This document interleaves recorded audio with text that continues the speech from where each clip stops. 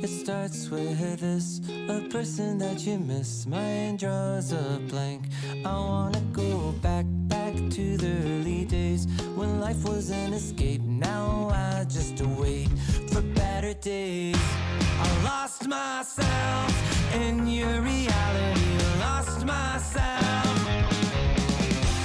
I lost myself in your reality. Lost myself. I feel that life, according to a friend, we're all shrink wrapped in families and making ends meet, stuck in jobs we'll never leave. I never wanna be like that, so I hide.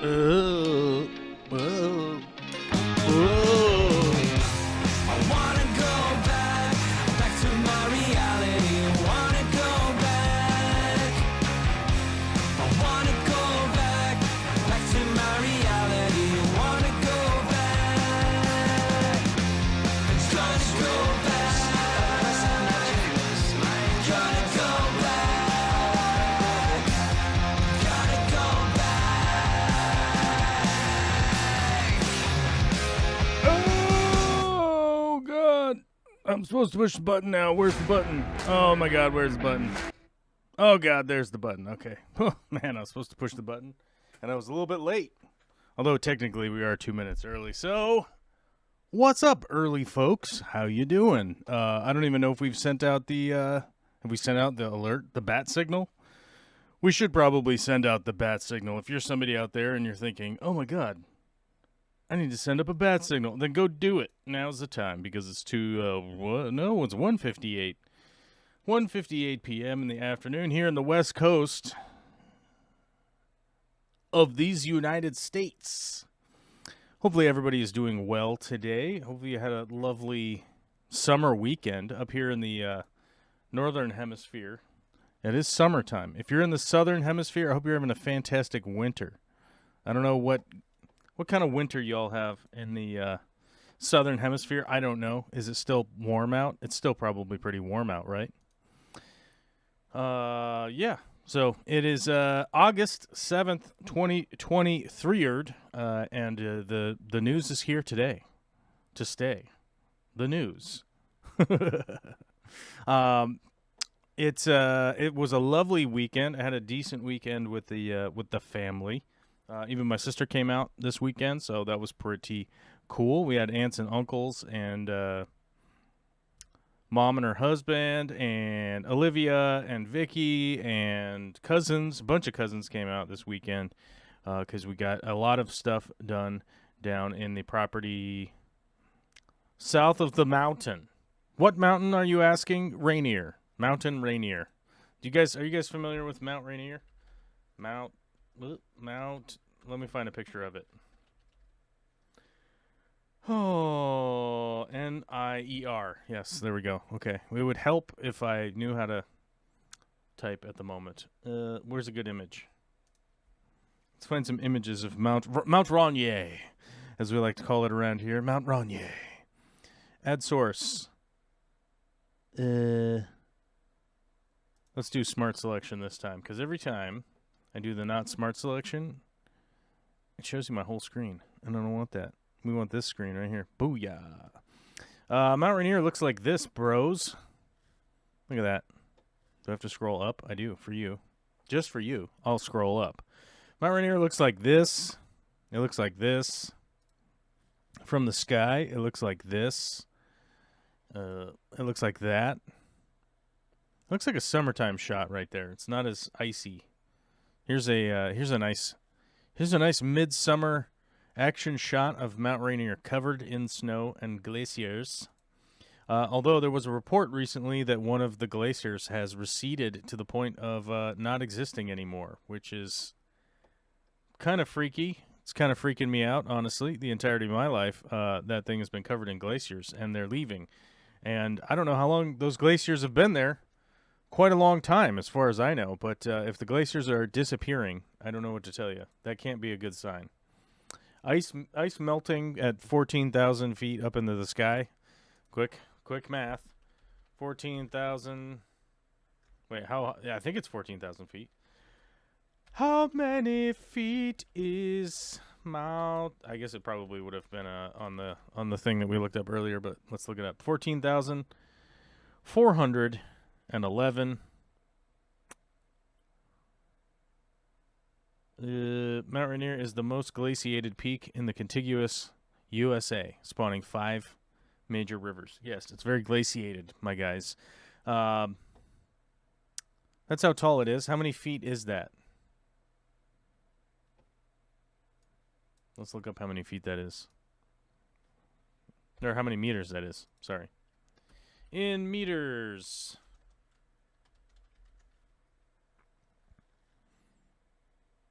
Really? You can't just calculate it?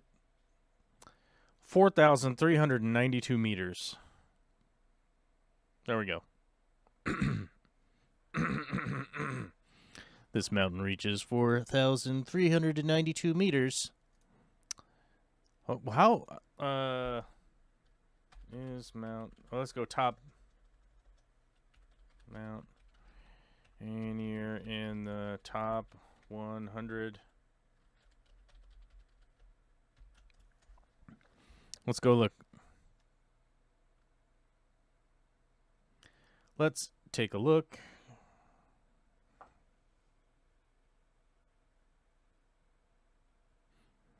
Oh, is Mount Rainier the tallest in the lower 48?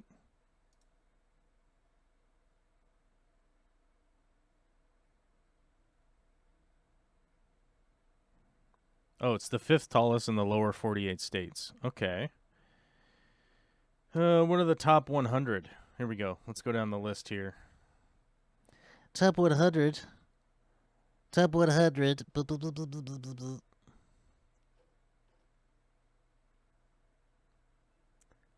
Crap. That's in meters. Okay, well, what did we say? 4,300?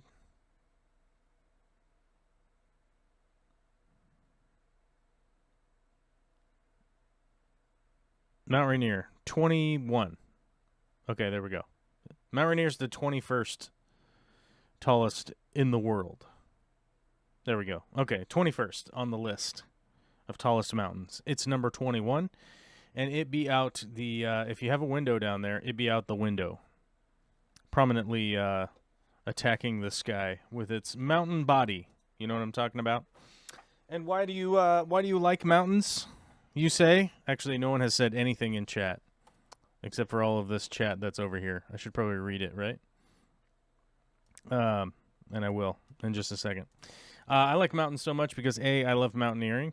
B, I love challenging physical things. I like going to the top of stuff. 3, that's number 3. Number 4, I don't know. I like looking at them. They're rad. I love staring at mountains. Okay? So, you know, you could get mad at me about that if you like. Feel free. Don't. It would not bother me at all. So we'll have to chalk that up on our list of things. Mount Rainier is the 21st tallest in the world. There we go. 21 on the list of 100 of top 100. So at some point in time, we'll make another ascent. We'll make another ascent up the Rainier Mountain, and we'll probably record it with cameras so you guys can see if we die or not. Because as you know the rule, the cameraman never dies, right? If the footage makes it if the footage makes it up online, the cameraman never dies, right? Isn't that how that goes? Is that one of the reasons it's good to be behind a camera? I don't think particularly, but you know how it is. Breaking news, all sorts of weird stuff going on. Locally, somebody shot their neighbor, Stanwood.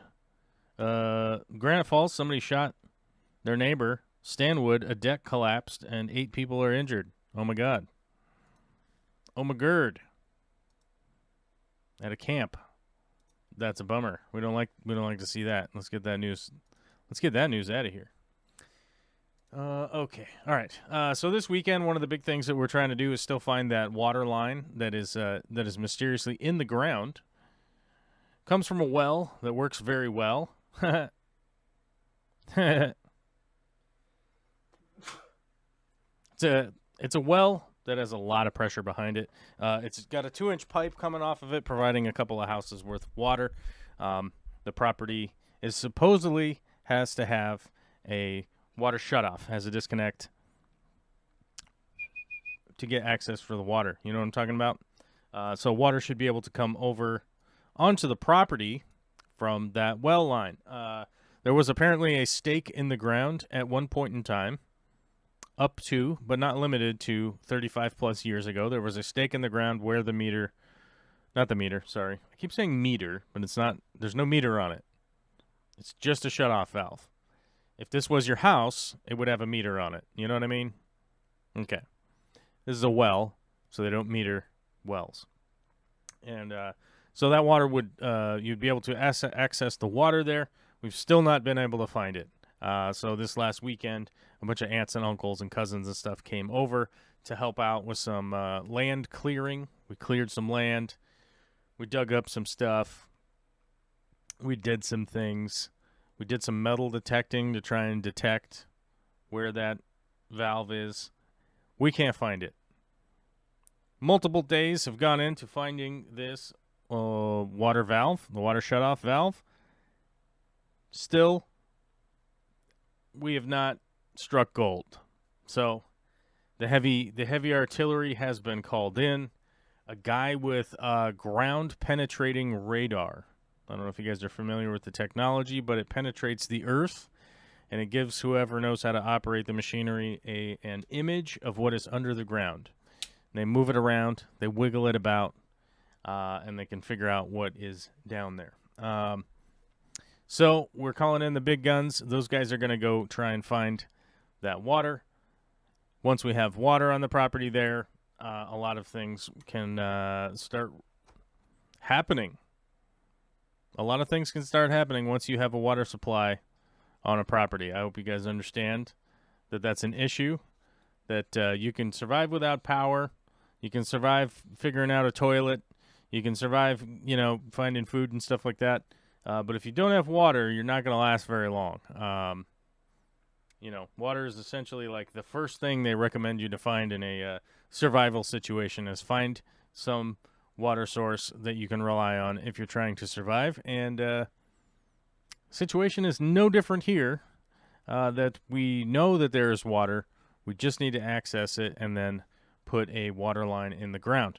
One of the things I think is going to be pretty exciting is resurrecting one of the really old dinosaur era pieces of machinery down there that actually does supposedly puts pipe into the ground. I'm very intrigued if this thing is going to come to life or if it's not going to come to life. But either way, it has a big, scoop, excavator scoop on the back for trenching. So that will be an immense help for digging a trench. I don't know if you guys are familiar with digging trenches.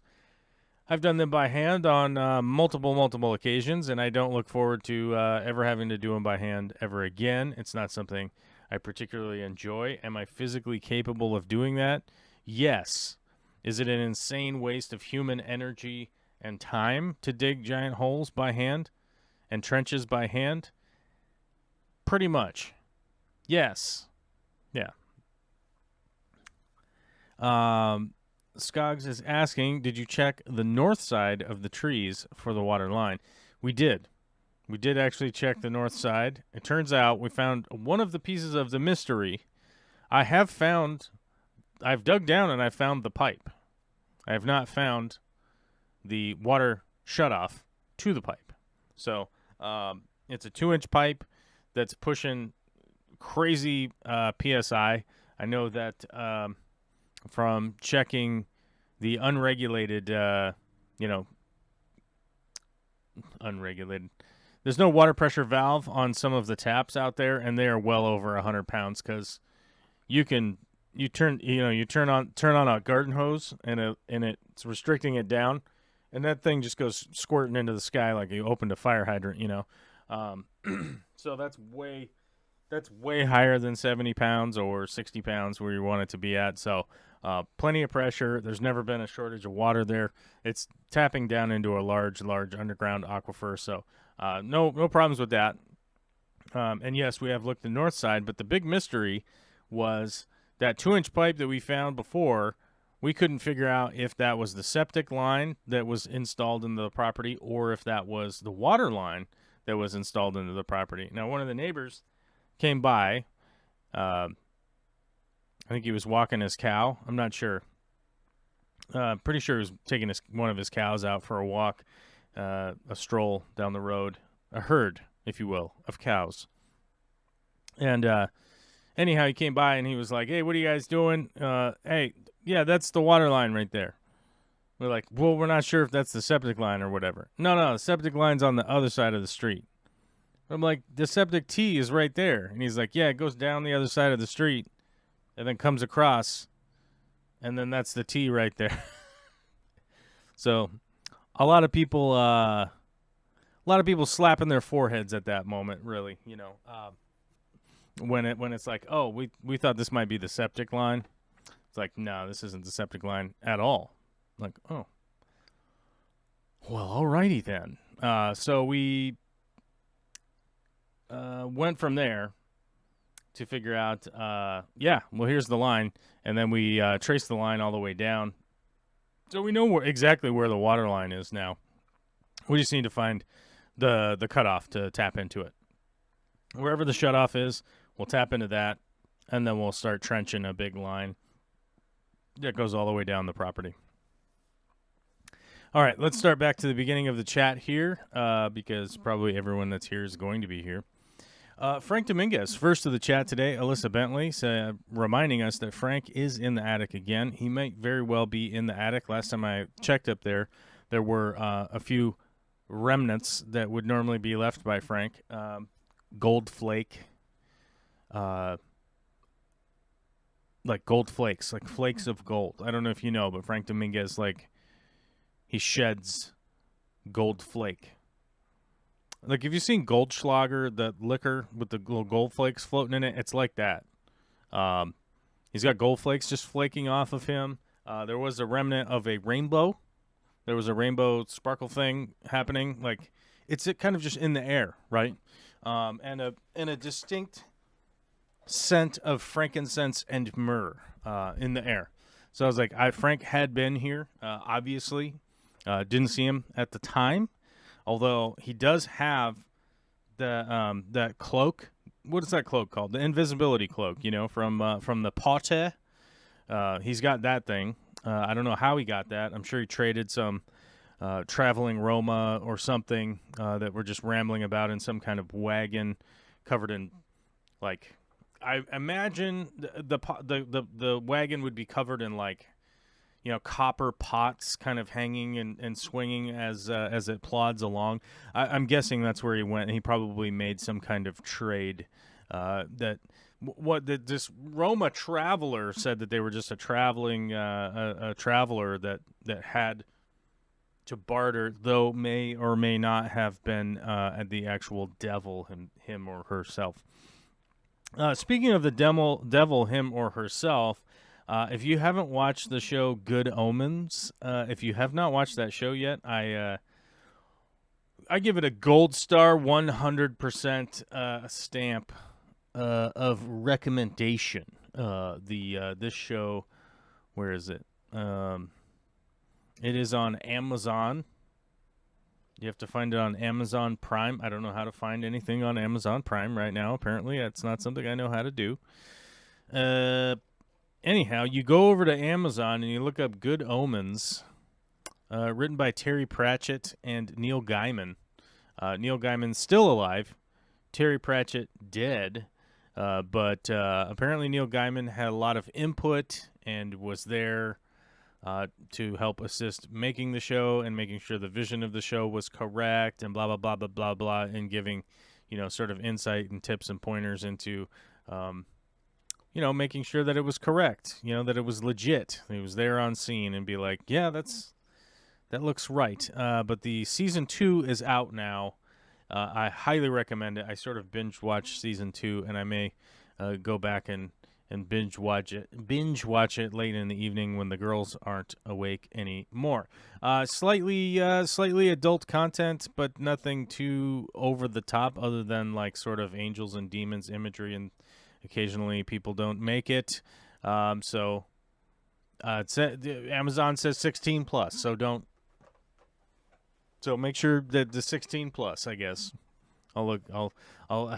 Sometimes you got to check. Sometimes you got to check on these things. Amazon says 16 plus, so don't let your kids watch it. They'll have nightmares or something. I don't know. I don't know what'll happen to them. Kids these days, right? I don't know. But Good Omens, highly recommend that. Season 2 is out. Quite good, captivating, storyline good, character development fantastic, acting quite good. Special effects quite good. All of the things that you're looking for in a delightful show. Very very delightful. Caleb Shirley, I've never seen your name before. What's up? Alyssa Bentley is back. We do have the phone lines open over on the Discord, which is available for people who are, as highlighted up here, in whatever corner this is. Is this the left or the right for you guys? I have no idea. This corner, where my hand is wiggling around. Members, you could either become a YouTube member or you can become a patron. and you'll have access to the Discord. Then you can join the green room, and well, actually, you can join the green room whenever you want. But you can join the green room when the phone lines are open during the show. If you want to call in, you can. You don't have to. If you have questions about fish tanks, keeping plants, equipment, all that kind of stuff, feel free to put it in the chat. Or you can even call in if you want. But I'm not limited to just fish tank content. If you guys have any kind of questions about other stuff, I'll do my best to either investigate or illuminate or elucidate or whatever. The zombie drummer is here, or was here. I don't know. I hope to see the zombie drummer again. I got to meet them this year, and that was amazing. I hope to meet them again. They were posting pictures of their wild barbecue smoked meats extravaganza over the weekend and making me salivate like a maniac. Very much appreciate that kind of content. Definitely makes me think about firing up my smoker one of these days. Skog Shrimp and Stuff is here. Good to see you, Mr. Steven. Mr. Scogland. Derek Palmer. Aubrey, Luke Wang say, what's up? What's up, Luke? Myrick T is here. New local, Austin, and Caleb Shirley. I think I got everybody. Okay. Over the weekend, we had some very interesting interactions with the child. She's had this weird cough, and I don't know if you know this about toddlers. They have these weird coughs all the time. They're always like coughing and making weird noises and mucusing and all sorts. Kids, they're kids, man. You remember being one? You probably don't. That's kind of how the human brain works. You probably don't really remember being a child, but remember your childhood. You probably spent a lot of time blowing your nose and having weird colds and coughs and all sorts of weird stuff. Well, Olivia's had that, and she has some kind of allergy to something. We still do not know what it is. We're down clearing land this weekend, and her cough got worse and worse and worse, which means that something down there on the property is sort of triggering an allergic response or whatever. I'm not 100% sure. I'm not a doctor. I'm just going with what the doctors recommended to us, was to give her some extra antihistamine and a little extra Vicks Vapor Rub, when she goes to sleep. Make sure that she's that there's a lot of humidity in the air and all that kind of stuff, and make sure all of that, particulate is down and all that kind of stuff. But obviously something down there is causing her to have a bit of a hay fever-like response or whatever. And so, and admittedly on the way home yesterday from down south, she was just coughing and coughing and coughing and coughing. Eventually we were like, screw it, we're going to urgent care. Of course, they checked her out for all sorts of stuff, and they're like, nah, this is just an allergic thing going on. And she's just having some kind of allergic response to something. So you guys are probably going to have to figure out what that is.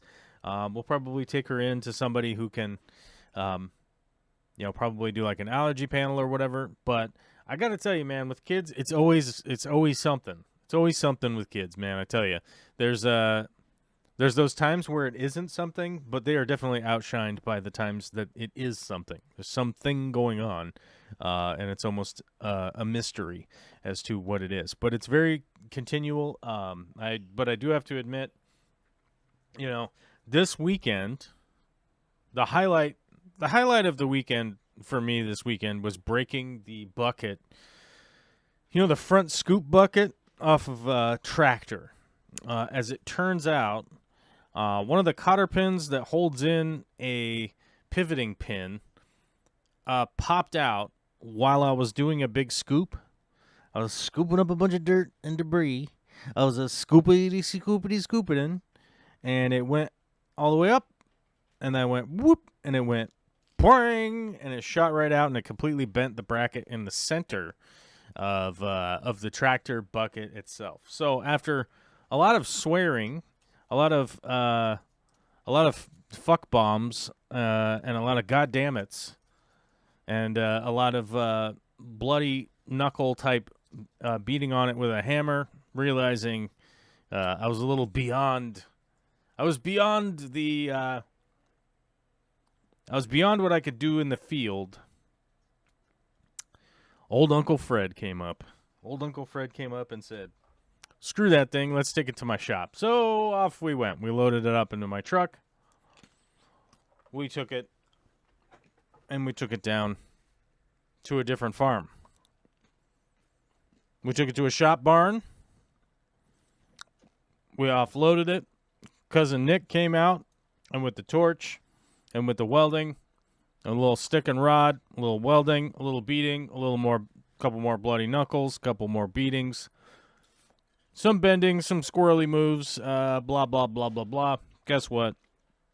It was welded back together. Enough to take it back, put it on the tractor, got it on there.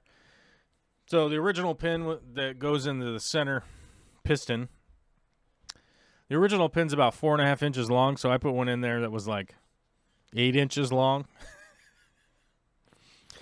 And that was working, and the scoop worked throughout the rest of the weekend. And then I got the call yesterday, hey, can you bring that bucket? Can you load up that bucket in your truck and bring it up to my shop in Tacoma, and I'll just replace all of the brackets on there. Oh, okay. So take the bucket off the tractor, load it up in my truck, get all the rest of the stuff, drive up to Tacoma. Now, drop it off at cousin Nick's.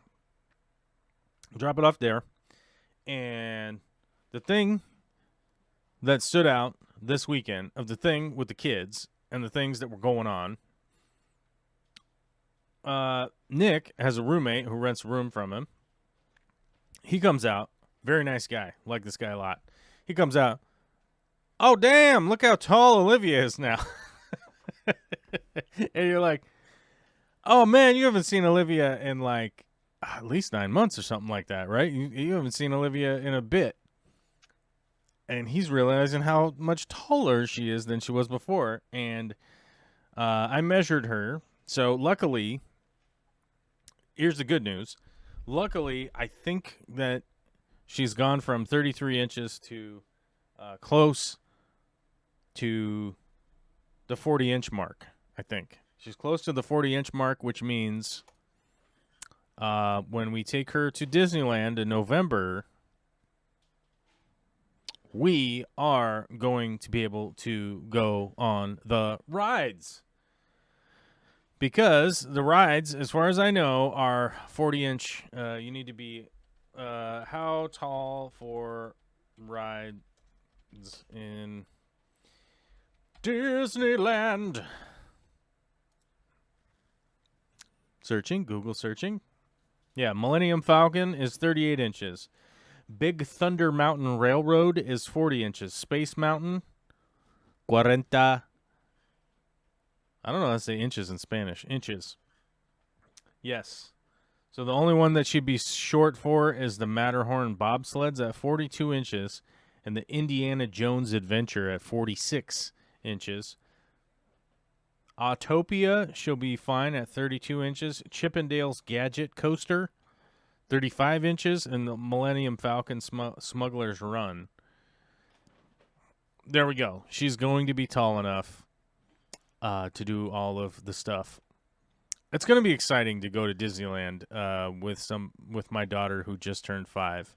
I will do my best to document the experience. I don't know how well I'm going to go about doing that, though.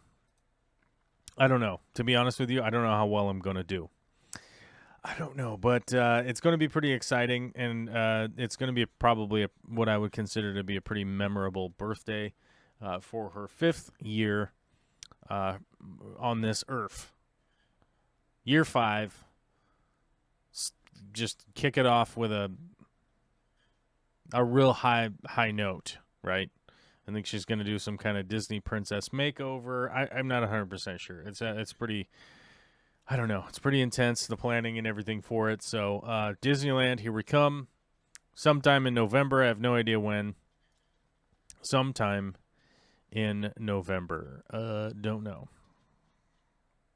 Don't know the exact. And it's not on this calendar, so it wouldn't matter. It wouldn't matter because it's not on this calendar, right? So that is actually a very cool thing that happened this weekend. Somebody hadn't seen Olivia. I didn't realize how much she'd grown. It's very easy to lose track of her growing because I'm around her all the time. And that's the same thing with like when you start gaining weight, it's hard to notice that you're gaining weight because you're like around yourself all the time, right? Same kind of thing. But with kids, they grow up. Adults grow out. Kids grow up. Everybody's being quiet in the chat today. I don't understand what's going on recently. Y'all been just so quiet in the chat. We probably need to post a... we got to start a poll. We got to start a poll. What should the poll be?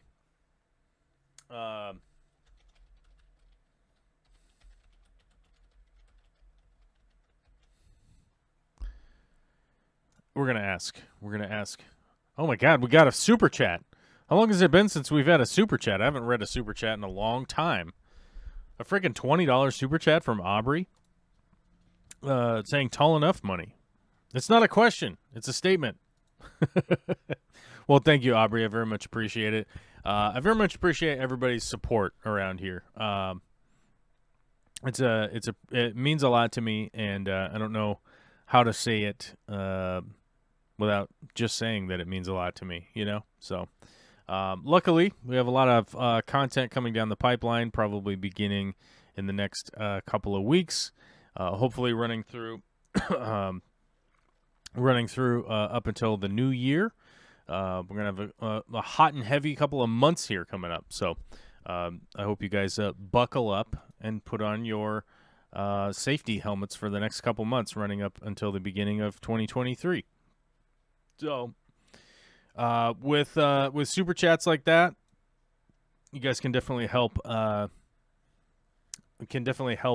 potentially making this channel a success, and I appreciate that very much.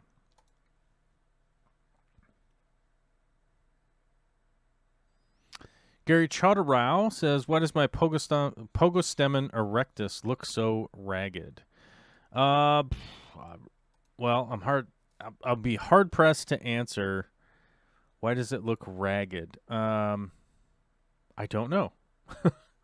My guess would be multiple things: light deficiency, CO2 deficiency, or fertilizer deficiency. Although there also is the chance that your water is like weird as far as pH goes, but I've never seen Pogostemen be really that fussy about pH. Let's see. What are important factors? I mean, Pogostemen never did great in low light, so I would want to make sure that I have some extra light, or at least like... So I have the Fluval Fresh and Plant, the 3.0s, I think, 2.0, whatever they are, the newer Fluval lights. And mine did quite well under there as long as I had the intensity up high enough, plus like at least a 6-hour light cycle was generally fine. I don't know that I ever tried any less, and I don't know if I specifically ever tried more. I do know, like, the higher it grew up in the tank, it had a tendency to get a lot of weird reds and things like that to it, which are admittedly a beautiful feature of it. But if you are trying to keep it green, you want to keep it just a little less, or just keep it lower in the tank is generally kind of the better thing to do. Why does it look so ragged? I don't know. Where did my chat go? Did you ask another question? Let's see. You know, it being a fairly fast grower, I would make sure that that your fertilizers are at a relatively high.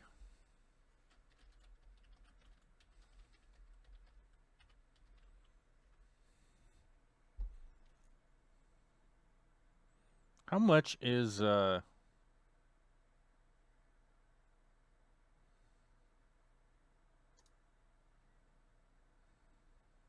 me see. Doot.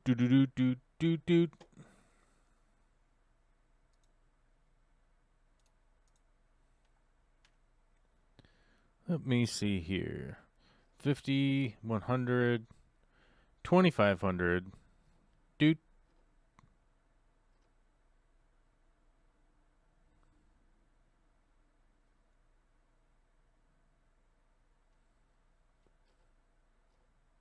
Let's see what we got. Let's see what we got. 2,500 gallons. Yeah, so just be aware that this is an Amazon link I'm posting in the chat, and we get a commission if you buy stuff through Amazon. It doesn't cost you any more or anything like that, but the Amazon link is a sponsored link, which is why I post this ad sponsored content. We are technically sponsored by Amazon, so I put that in there just as a preventative measure that if Amazon if people click on Amazon links, we get a commission. It doesn't add anything to the price or anything like that. So fertilizer, make sure you're fertilizing.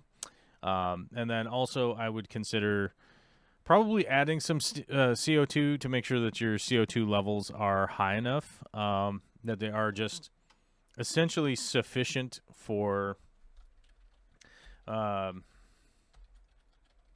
Pokestemon itself.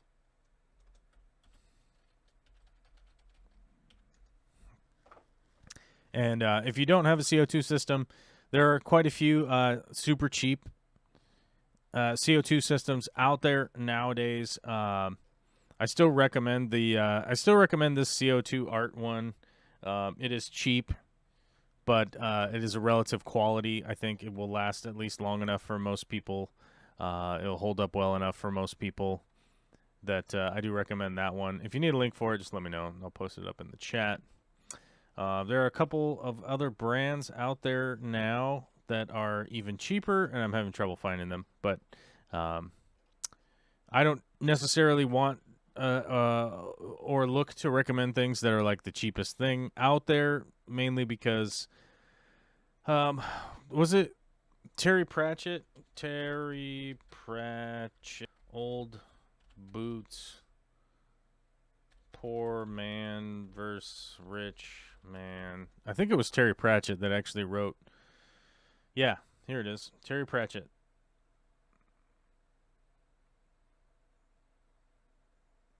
So the Good Omens show. So the Good Omens show that I was telling you about earlier was written by a guy who wrote this. So many of you sent this brilliant quote from Men at Arms. The reason that rich were so rich, Vimes reasoned, was because they managed to spend less money. Right? Why were the rich so rich? The rich were rich because they managed to spend less money. Take Boots, for example.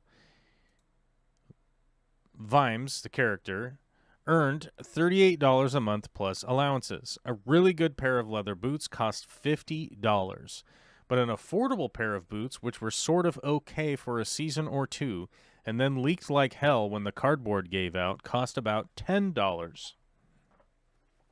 Those were the kind of boots Vimes always bought and wore until the soles were so thin that he could tell he was in Ankh-Morpork on a foggy night by the feel of the cobbles. But the thing was that good boots lasted for years and years and years. A man who could afford $50 had a pair of boots that'd still be keeping his feet dry in 10 years' time, while the poor man who could only afford cheap boots would have spent $100 on boots in the same time and would still have wet feet. This was the same Captain Samuel Vimes' boot theory of socioeconomic unfairness. It's a great quote from a book that I think sort of stumbled on one of the sort of inequities within our society, that like if you're a wealthy person, you can afford to spend so much less money because you are buying quality. So as an example, the CO2 Art Pro series that will probably last the entirety of your hobby within this hobby for injecting CO2. Here's the F-Zone one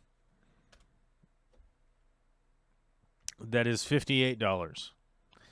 The F-Zone one will likely work. I know a bunch of other companies that resell these from this exact same manufacturer. The manufacturer that makes these isn't F-Zone. The F-Zone just puts their name on them. So there are a lot of companies that resell this exact same regulator, and they're $58 on Amazon right now if you want it. The CO2 Art one I know is one that is assembled, I think in England or something like that. I forget. But it's $155, which is more expensive. The ones that I recommend for sort of people that are not worried about money cost about $500. So I wouldn't recommend it to just the average person to go out there and spend $500 on a CO2 reactor. But there's two affordable options for you depending on what you want to do. Yeah. Don't bother with liquid CO2. It's a monumental waste of your money and your time and your energy and everything and the environment. The Pogo is in a 4-foot tank on the opposite wall from the diffuser. Should I add another diffuser? I would just add some flow if you have CO2 injected in there. You can add like a small circulation pump to where the diffuser is to kind of get some circular flow to the water. You don't want anything that's going to agitate like crazy. You want something that's just going to help move water around and help distribute it out there. And if you have CO2 injected already, then my guess would be that your lights are probably a little bit too low or your fertilizer is a little too low. That first link I posted in there is Thrive Fertilizer. That's one that I recommend to people all the time. I would highly recommend it. Follow the dosing schedule on there. It's pretty basic. And just make sure that you're kind of landing within the range if you need to for fertilizer. Pogostemon erectus generally will pull some of its nutrients from the water column itself. What's that called? The eleophytic or whatever. There's a name for plants that do that, but it is one of them that will get some of its nutrient intake from the water column itself.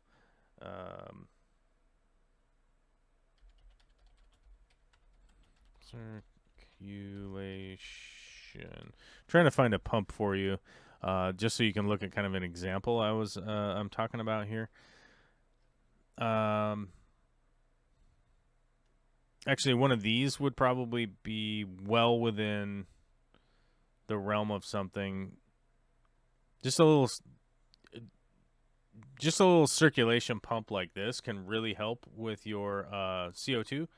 This one's made by Aquion.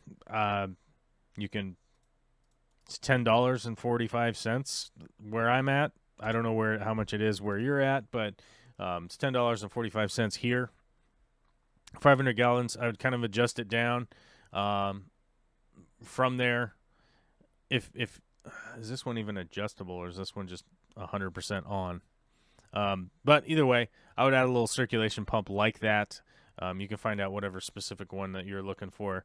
There are some out there that are like fully adjustable. You can adjust them way down and then see where that goes with making sure that your CO2 is sort of circulating within the tank. Because it could just be, you've got CO2 over on one side and you're getting good diffusion like over here. You could just actually have sort of a stagnant spot on the other side of the tank. I've been there before with that. So that's something that's happened to me in the past. And, basically all I did was just add a little circulation pump to the side where the CO2 was, just to sort of get that water sort of rotating around in a circle. Just make sure that things are diffusing around. Can happen. Might be what happened. It has happened to me in the past, and that alleviated it quite easy. Let's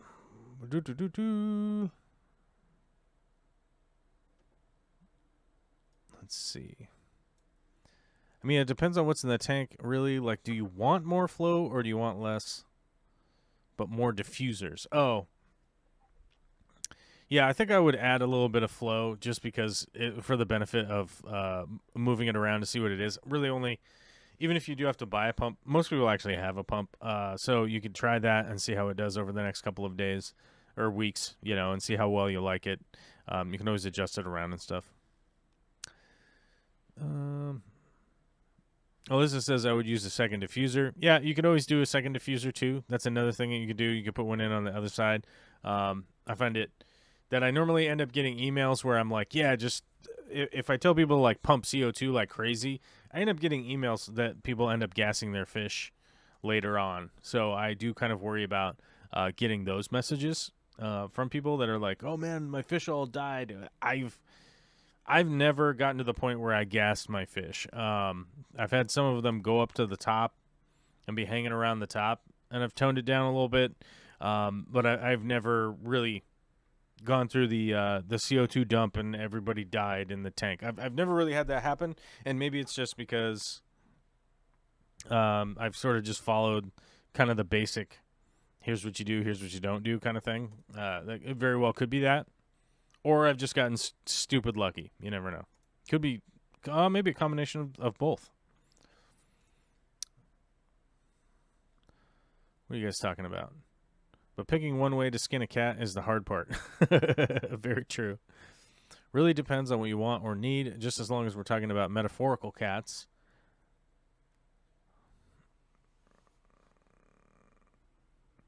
Yeah, I'll never do it again. Closest I ever came to crying without being injured at school.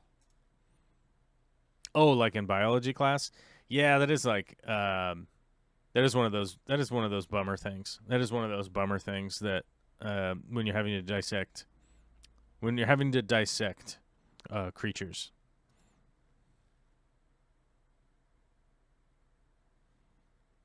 Oh.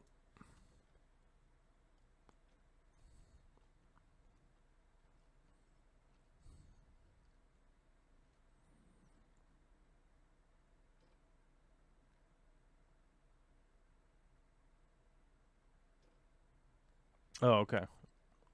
KJE Aquatics says, it's just pure luck. It's just pure luck that I've never gassed my fish. Okay.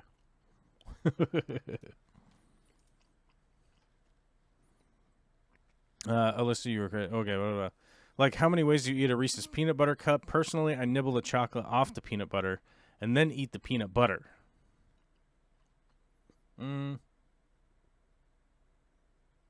normally just break it into quarters and eat it like that. That's generally how I do it.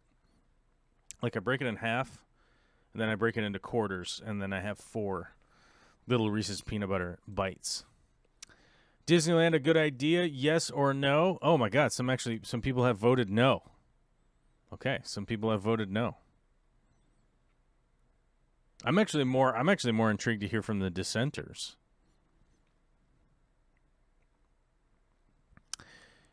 I will say I was not into it, but dissection really helped me learn how new bodies worked. Connected a lot of dots.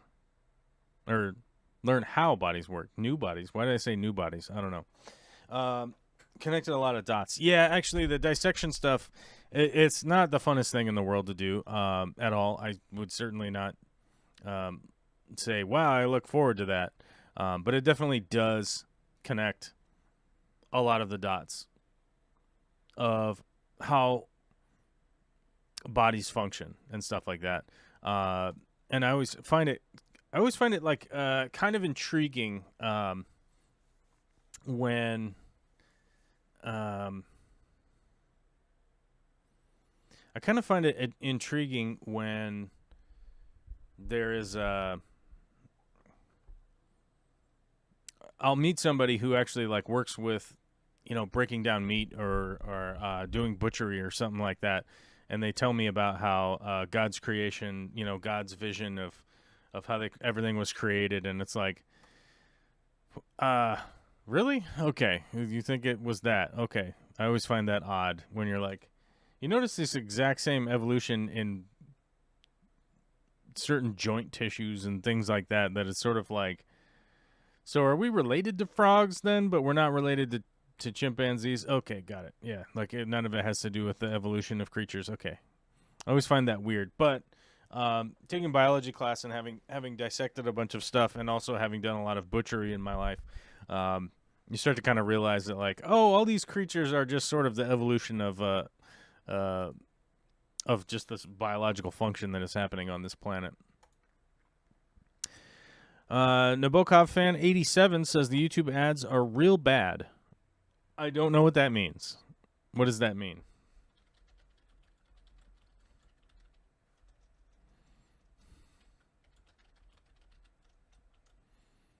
I don't know what the YouTube ads are. I don't actually have anything to do with them, so I don't know what they are. I have YouTube Premium, and admittedly, I use YouTube Premium for all of my YouTube viewing, and there just isn't any ads at all. Although I will say, sometimes if somebody sends me a link or whatever, and it links to YouTube, and I'm like, it links to YouTube, but I'm not signed into YouTube. I don't know if you guys have ever seen that, but it links to YouTube, but it's not my signed in YouTube, and you realize like, oh my God, I have to watch 3 ads before I watch whatever this video thing is I wanted to watch. Yeah, I don't know. I spend effort making sure that I'm not exposed to advertising realistically. Trying to join the live chat and stuck behind a long ad sucks.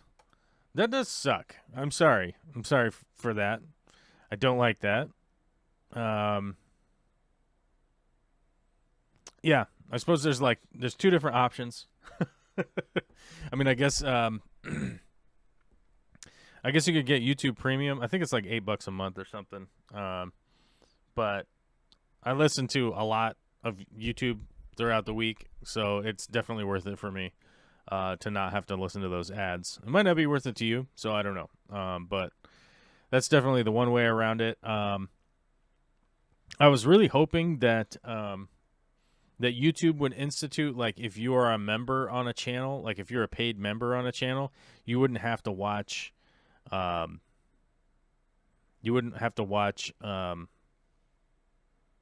ads anymore on that channel, like if you were a paid member, because I know Twitch does that. That, like, if you're a paid member on a Twitch channel, like, you don't have to watch ads on there anymore. But I don't know if YouTube has ever instituted that.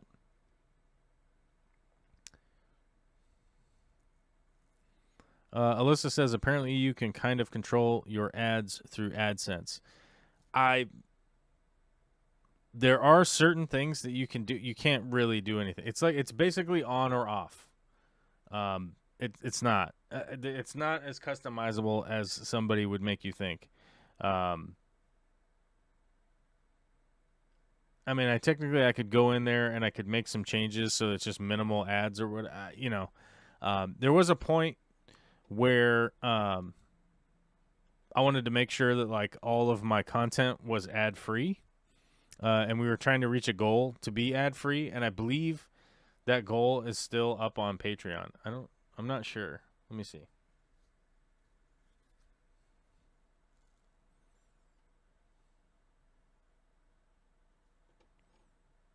Where are my goals at? Oh, what page?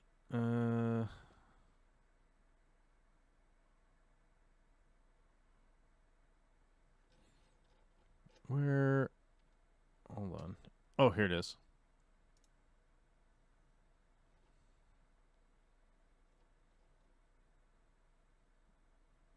Yeah, general admission tier is highlighted. You could become a patron. You could be in the crowd. You could be a fan. You could be a producer. You could be an independently wealthy investor at $15,000 a month. If you are a rich person, go on to Patreon and fund that. Go over there and do that.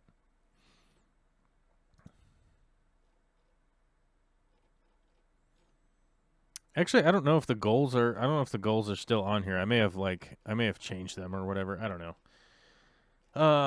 They were on here, and I honestly don't know where they are at this moment in time. But it was one of the goals on there. Actually, I think they removed the goal thing, if I'm actually remembering correctly, that they didn't have the goals thing up anymore.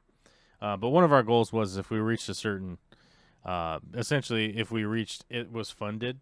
If essentially, like, doing YouTube every month was a funded thing, then I would just turn off the ads on my end. But the problem is that even if I turn off the ads on my end, it doesn't change YouTube serving you ads. Like, you'll still get served ads by YouTube, essentially, is what ends up happening.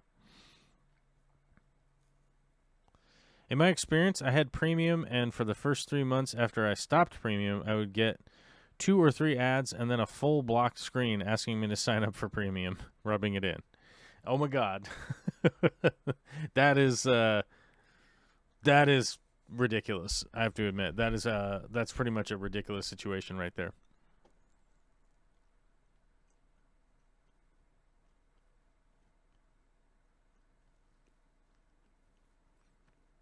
mobile app on Roku. YouTube pushes a lot of ads on them compared to other devices. Oh, okay. So you're like on mobile app through a Roku. Okay. Okay, that makes sense. New local Austin says, I believe I am a patron member. I chose the peasant level. I know my place. Hey, man, I appreciate it. I appreciate it either way. I honestly do. I don't. So, yeah, I mean, I really do. Okay. Uh-oh. Disneyland, a good idea. The 12 votes, we're almost neck and neck on our poll here. Yes and no.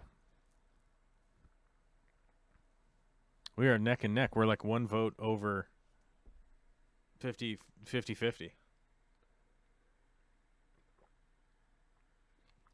People are going to start trolling until we get to 50%, I would imagine. A BRB. I ran out of ice water.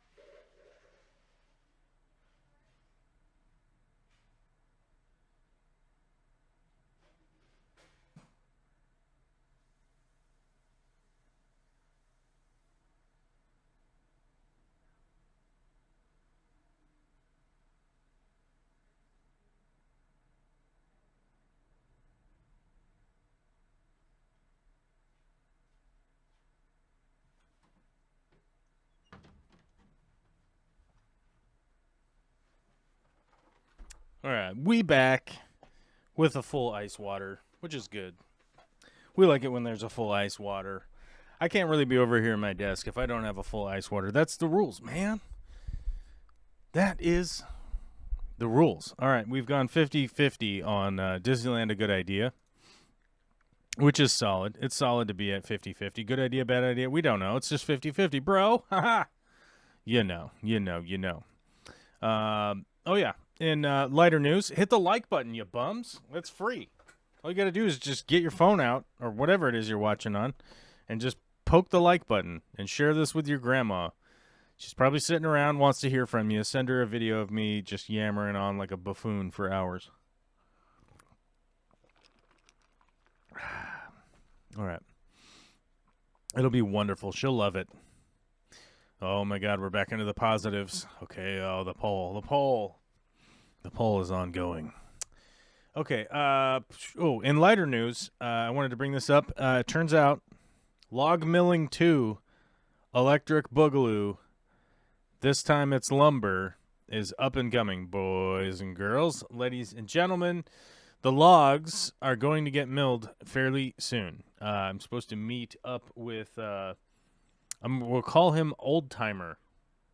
We're going to meet up with the Old Timer about when is our mill it up date, get it done date, must get it done date. We're going to meet up with him.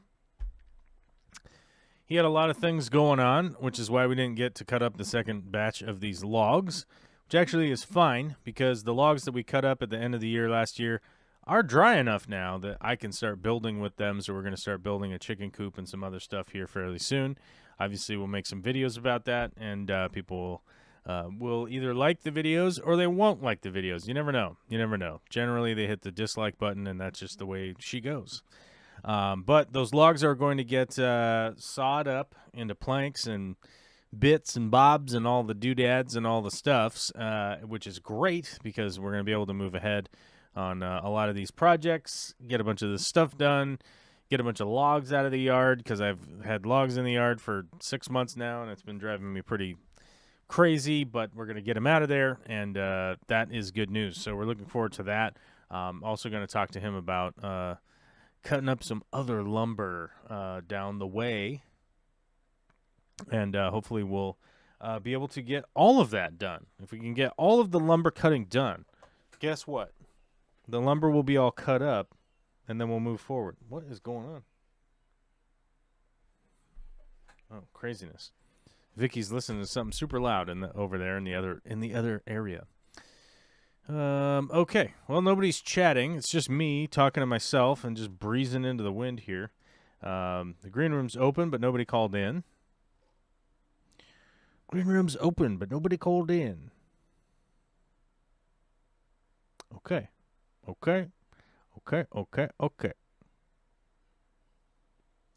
Is my microphone muted? Oh, no. Okay, we're good. Well, we answered some questions about Pogostemen. I guess maybe we'll play a game of Risk.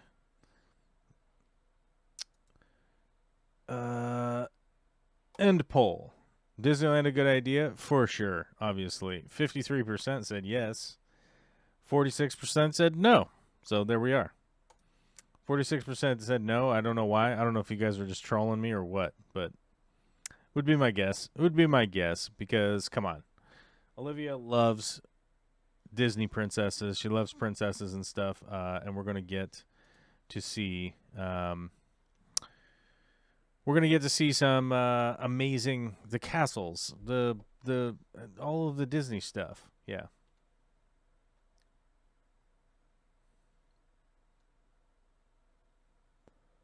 All right, let's move this down here. And we'll move this down here. We have to move all these like windows around to make sure that they're legit. Let's close that. Oh, we might have needed that. What was that window? I don't know. We closed it. Don't need this one. Okay, that's cool. What is this? We don't need that. Okay, we'll close all these windows we don't need. We'll open this window. What we need to do is do this. We need to move this right over here. There we go. Now I can keep track of you people, you peeps. Can this window get bigger? That's the question. Can I move this window over? Or do I have to go like this? I can go like this and make it bigger. How do I move this over? Oh, like this? Oh, okay. I can go like that. All right. Ha ha ha. Look at us doing stuff. We just out here doing stuff, kids. All right. We'll play a game of Risk because it's only 3 o'clock and ain't nobody chatting hard today. So, although the question is, where did I put the chat? Okay, I put the chat over here. Okay. Whoa. Uh-oh. We want full screen. We don't want full screen. We want it to be right up here in the corner so we can look at it and then we can read it with our eyes. That's right. All right. Oh, what's this? Free? All right, we got 2 free points. We have to see if this map pack is for sale. It's not for sale. Okay. We'll see if we can find ourselves a worthwhile game to play during the daytime. You never know. As you guys know, I like playing on the Europe Advanced map. It's basically the meta settings. Progressive, capitals, Europe Advanced. I like the meta settings. I like playing that. It's pretty fun. I like playing on that map. I like playing on other maps too. It's probably worthwhile to find a couple maps worth playing during the daytime. Can I be yellow if I play this? Oh. Well, here we go. Oh, my God. Okay. We better bring up the scene. We'll change it to this. All right. Welcome back to another game of Risk. We are yellow. We're playing in Ibeland, I believe is the map. Advanced capitals, progressive style cards, and we shall see how it goes. You better keep an eye on the chat. Uh-oh. Was this semi setup? Manual. Oh my God. Okay, manual. Great. I really did not want to be in a manual setup game. I'm going 4th. There's some serious blizzards over here blocking off this whole side. I don't know if anybody noticed that. They probably did. Everybody going before me. Let's see if any of the 4 players going before me noticed these blizzards here. I bet you they did. Makes a 2-point hold for this whole situation. Oh my God, no one did. Is this that's the whole bonus, right? Oh no, it's not.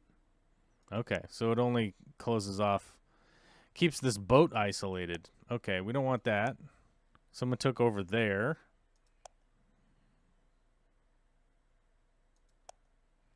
And no one's up here. Let's go here. Have I ever played any of the Fallout games? Yeah. Actually, yeah, I've played a bunch of the Fallout games. I can't believe I'm playing this setup. This is crazy.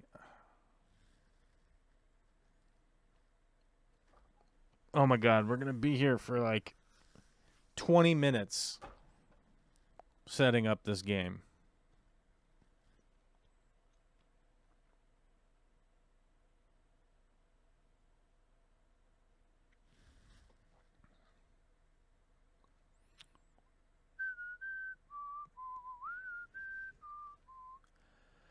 Mickham is here. What's up, buddy? Hey, everyone. Are you sure the guy with Pogostemon erectus just ain't experiencing the development of recent purchase plants and their new leaves? Oh, that's a good question. That is a reasonably good question, for sure. Let's see.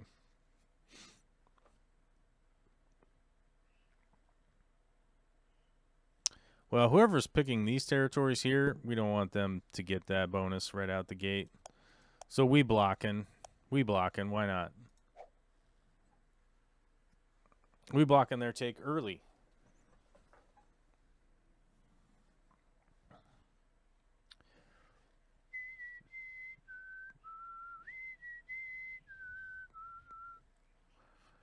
Somebody took the boat.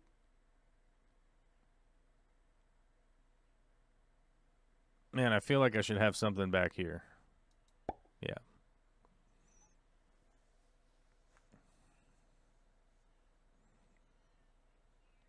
Basically right now, because it's choose your own adventure setup, which I hate this. I would have much rather had an auto setup game.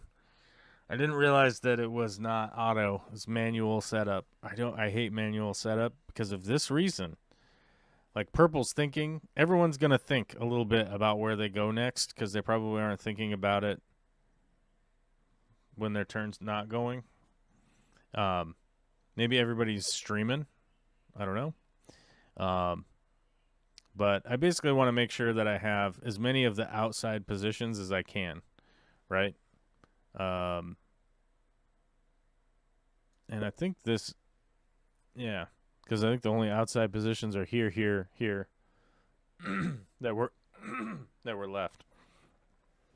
Because I don't want to be kissing capitals with somebody, and I want my capital to be somewhere where it's going to stop people from coming in, basically, and breaking my bonus on the first rounds, and then I'll be able to get some cards. Okay, back to Mickham. I'm sure the guy isn't just experiencing the recent development, the development of recently purchased plants. It is very much a possibility that is the case. It very well could be that they just bought those plants and they are transitioning. That could be what's happening. That could be what's going on. And if that is the case, I would just assume that people wouldn't ask why that plant is looking a certain way if it was new, because if it's a new plant, it's obvious you're waiting on it to transition and not be new anymore. So that's probably why that didn't pop into my head, but it's definitely a possibility. I'm at this juncture for sure. Like I said, what's my tactic right now? I want to make sure I have an outside attacking spot, because I'm stuck on this manual setup, which I never really wanted to be. I never really wanted to be looking at this, or doing manual setup.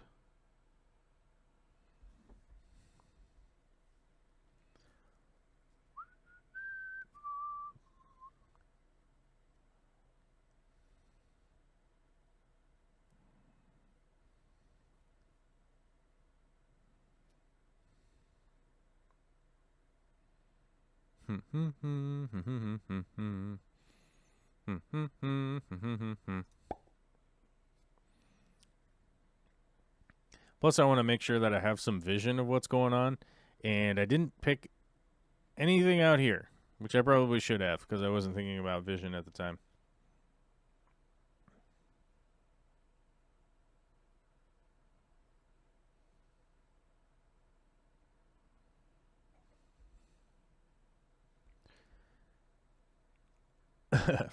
Life finds a way. Victor Coco says, Joel, hi there. Feels like summer. I bet you it does feel like summer. It has felt like summer quite a bit around here up until recently. Like just the last couple days, some clouds came in. We've had a little bit of rain. It's still like 75, 80 degrees out, so it's not bad. It's warm. It's been raining a little bit. Nothing to really be stressed out about, though. Just a little bit of rain. Just like tiny little bits, little overcast, but still warm out. After a long stretch of it being like 90, 85, sunny, 90 degrees, it's actually kind of nice to have a little break. And then it looks like it's, let me check the weather. I think it said it was just like coming back full swing here.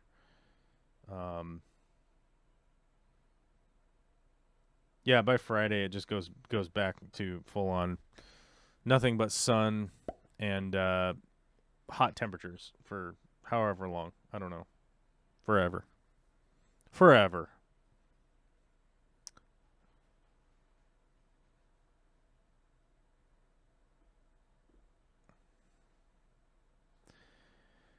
I might get strategic info at nights watching real world news from you know where. It's so sad, very sad. This looks like a lot more fun. I know where. Where? Do you mean like in Ukraine? Mikum? Be specific, Mikum. Nothing's off the table here. I don't mind talking about whatever. I don't care. You can just be blunt with your comments. It does not bother me.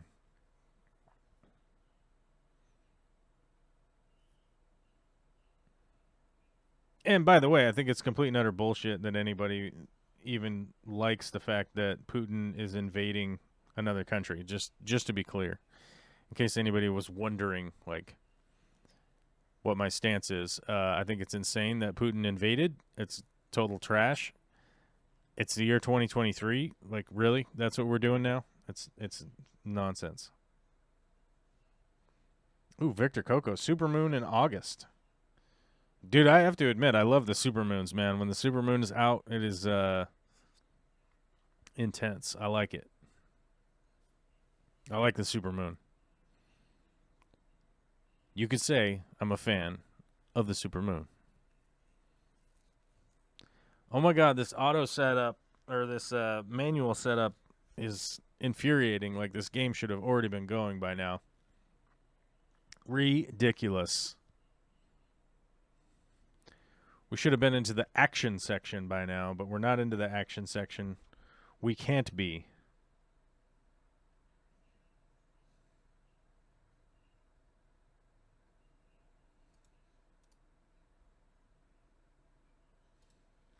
All right.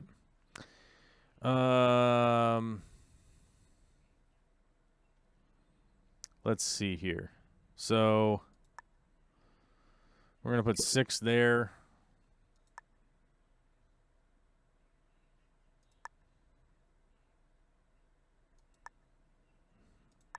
No, we're probably gonna. Let's go.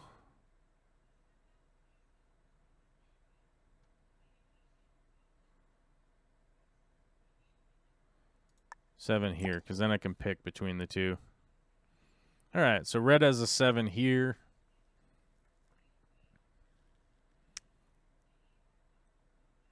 They're going to pick their capital. They're going to put it right there.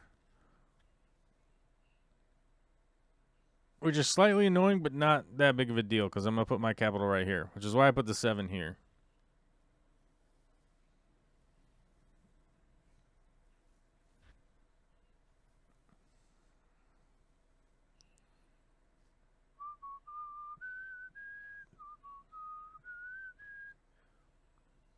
Because, like, basically the only option I have right now is to put my capital right here.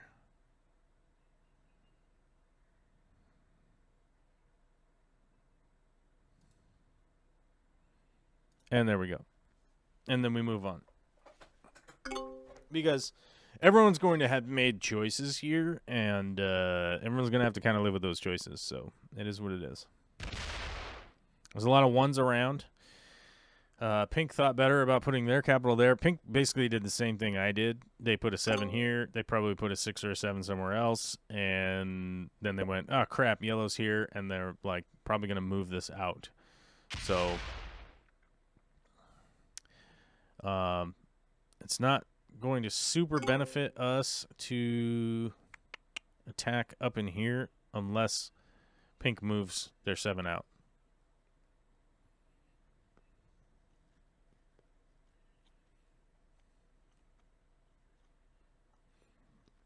Red is going to have a good opportunity to take all this on turn 2, because I doubt they're going to hit my 7. It would be weird to hit my 7. Orange went. Pink's going to go now. Let's see what Pink does with their turn. Are they going to put everything here? Why? Okay. So potentially they moved their 7 out. Nope, they just left it in there. So I think what we'll do is work on getting some territories. I think purple is in here. Yeah, purple first round took that.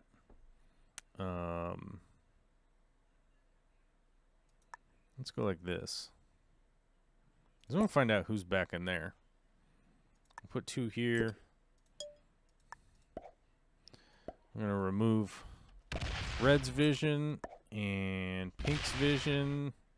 And for some reason, red is back there.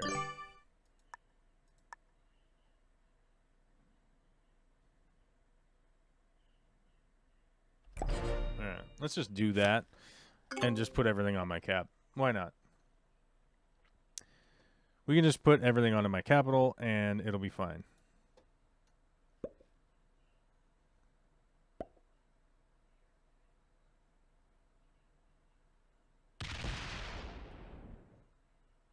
Yeah. Okay, I realized that my game sounds are too high, so I turned them down. Sorry about that.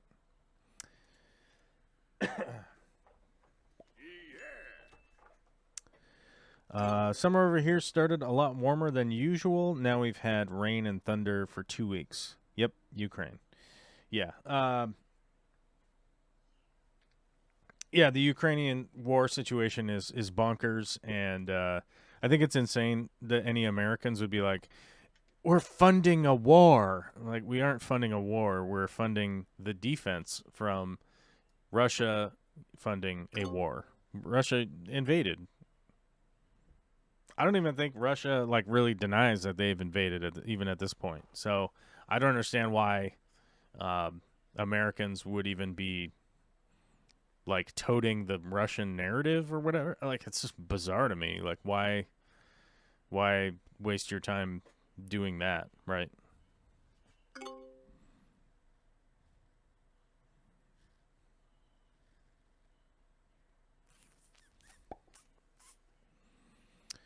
Orange is attacking up there. They're probably going to remove the outside positions quite a bit.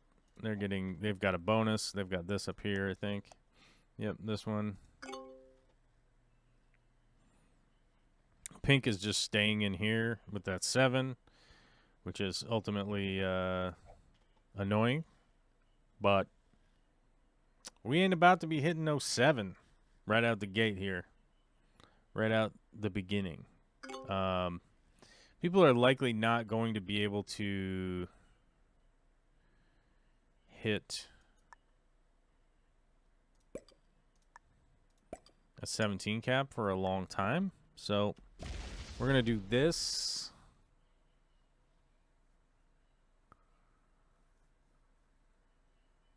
And we're just going to move it back. Oh, you can't hit enter. You have to actually click the button. Okay. wives and children coming here to save the kids. Super crazy. Yeah. By the way, how's the build of the new tank room doing? It's actually going quite well. We got a lot of work done on it, and I was actually working on it this morning. So got a bunch of wallboard, sheetrock, whatever you want to call it, in your neck of the world going in. We're getting most of that handled at this point, and we're going to have to... What the hell? Is this true random? What just happened? Are we playing true random? Balance splits. I don't know what just happened right there.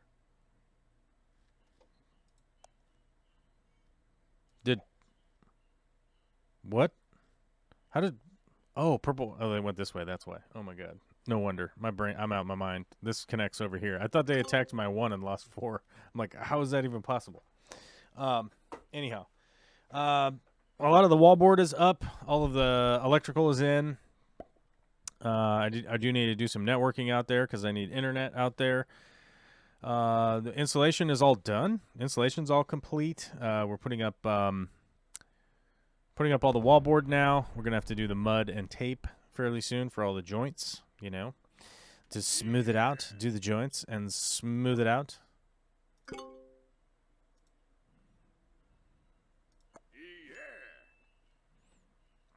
And so that's basically where that project is at right now, is just doing the mud and tape and all of that. And it's coming along just fine. Really no complaints on my end with how that project's coming along. So no real problems there.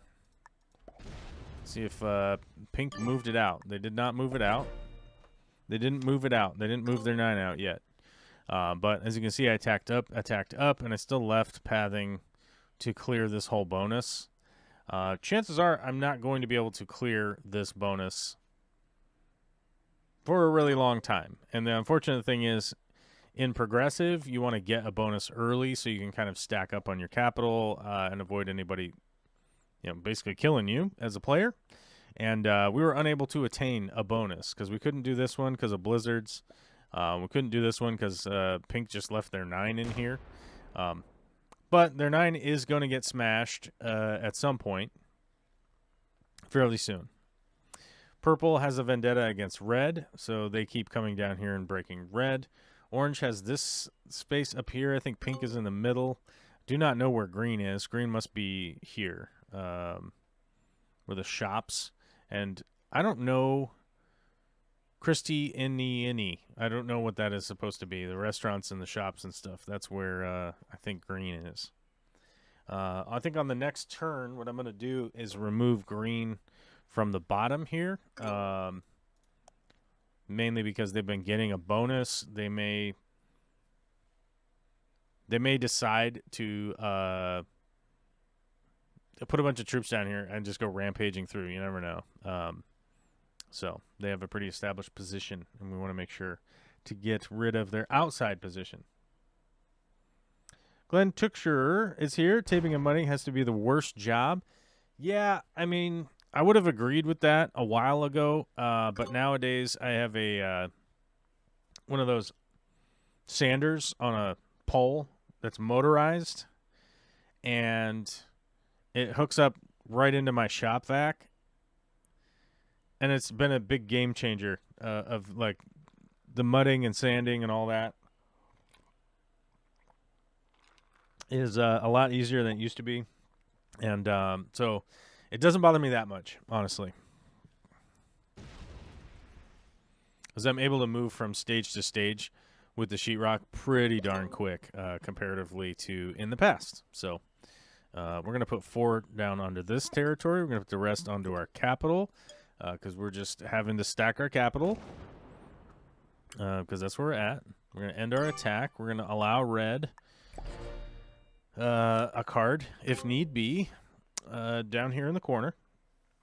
Because I do plan to try to be homies with red. And just let them kind of do their thing. Over there, battling with purple. Oh, but they just killed one of my outside.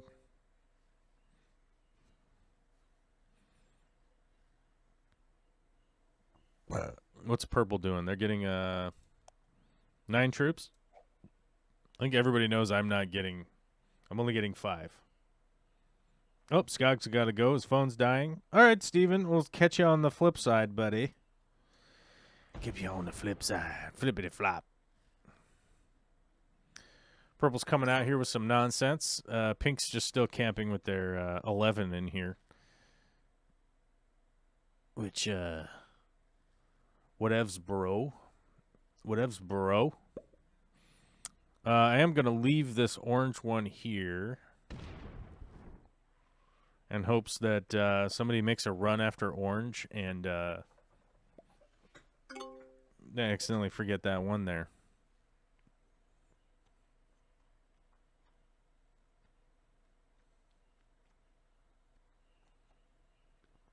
I had one, but one of my earlier partners got away with it. Yeah. Actually, I got mine pretty cheap off of Amazon a while back. It's a Wen brand, I believe, and it works quite well. I would not call it top of the line or anything like that, so but it works quite well, so not really, considering it works, I don't feel like I need to buy a different one, Works pretty well, and I don't need to get a different one. There really are no territories here for me to try and even get a territory bonus, because even if I took this 1, 2, 5, if I took 4 of these territories, I'd have 13. Pink would probably take 1. I'd have 12. I'd get 1 extra troop. It's just not worth it. I need to rearrange my 30 small tanks. My apartment is just a mess of various sizes of tanks in different shelves, racks. In a month's time, our last opportunity to buy Killies occur. Show in Denmark. Oh. I have to admit, I wouldn't mind going to buy killifish in Denmark. I wouldn't mind that. Looks like Pink has decided to quit the game, and they've turned into a bot. So we'll open up their 12 to see if it'll move around on the next turn. I believe Alliance is off, fog on, blizzards, inactivity behavior automated. Okay, so it will actually move around with an expert bot. So we'll just let Pink move around. We'll see if we can't get over there and take Pink's capital, but I doubt it because they are blocking. They've been blocking with this 12 the whole time. So, oh no, maybe they are back.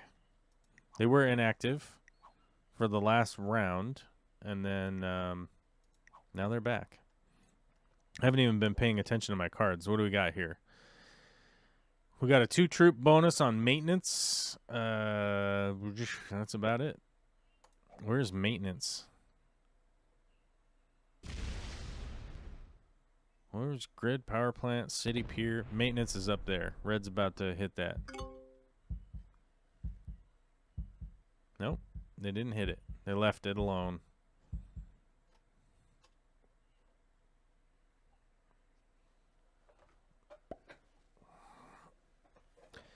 Do do do do do do do do do.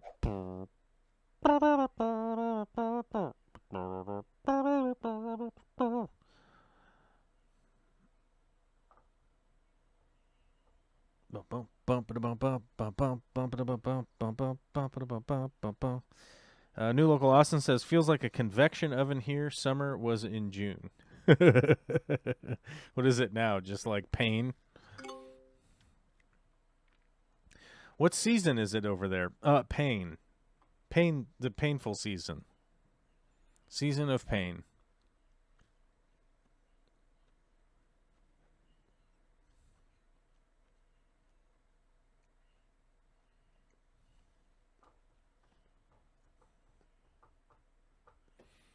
Summer love, it's driving me mad.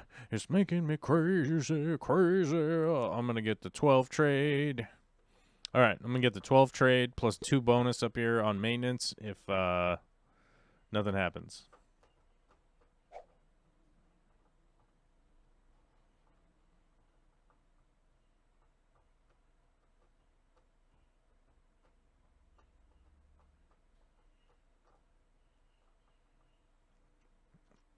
Mickham says, your tank room building looks serious in your vids, but much needed, I guess. Winter is coming. That is true. You know, it's almost always like the bigger issue. I have, although I would say like nowadays, we do have a lot of concerns with summertime. It does get it's much hotter here than it used to be. I think when I was a kid, but really hard to say because like when I look at the old weather charts, it's like, yeah, it definitely has gone up.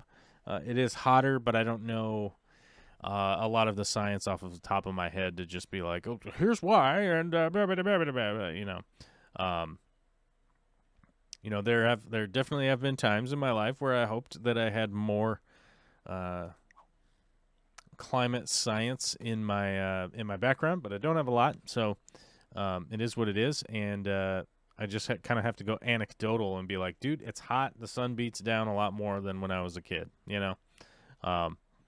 But I do need to build my fish rooms and stuff to be sort of a fortress because it gets cold here and it gets hot here. So I have kind of both, but it's also mild a lot, you know.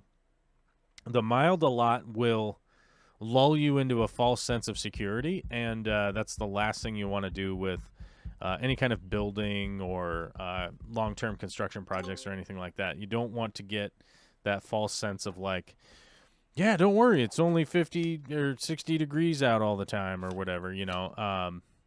It's not a good idea. It's not a good idea to let that happen to you. So I do my best to make sure that I don't let that happen to me, because the next thing you know, you're like building something ineffectively. And I don't want that to happen. I don't want to build something ghetto and have it fall apart, you know? Or have all my fish die or something because the room is just no good. Yep, a lot of fun. A great German specialist is speaking and bringing new species of killies. Probably 200 plus. Oh my god, that's intense. Yeah, I would love to go to that. I wish I could be there for that. But alas, I will be here stateside, not doing a killifish convention or anything like that. Or anything fun like that. I'll just be here. Grinding my teeth, grinding some metal, grinding YouTube videos, I guess. You know, the usual. Okay, purple went up around that way, so I think on my next turn, I likely will just jump up here so that I can get around. But purple went back, so I'm guessing that they fortified right back here. So the last thing I want to do is really piss off purple, but I can always just leave a 10 there for purple.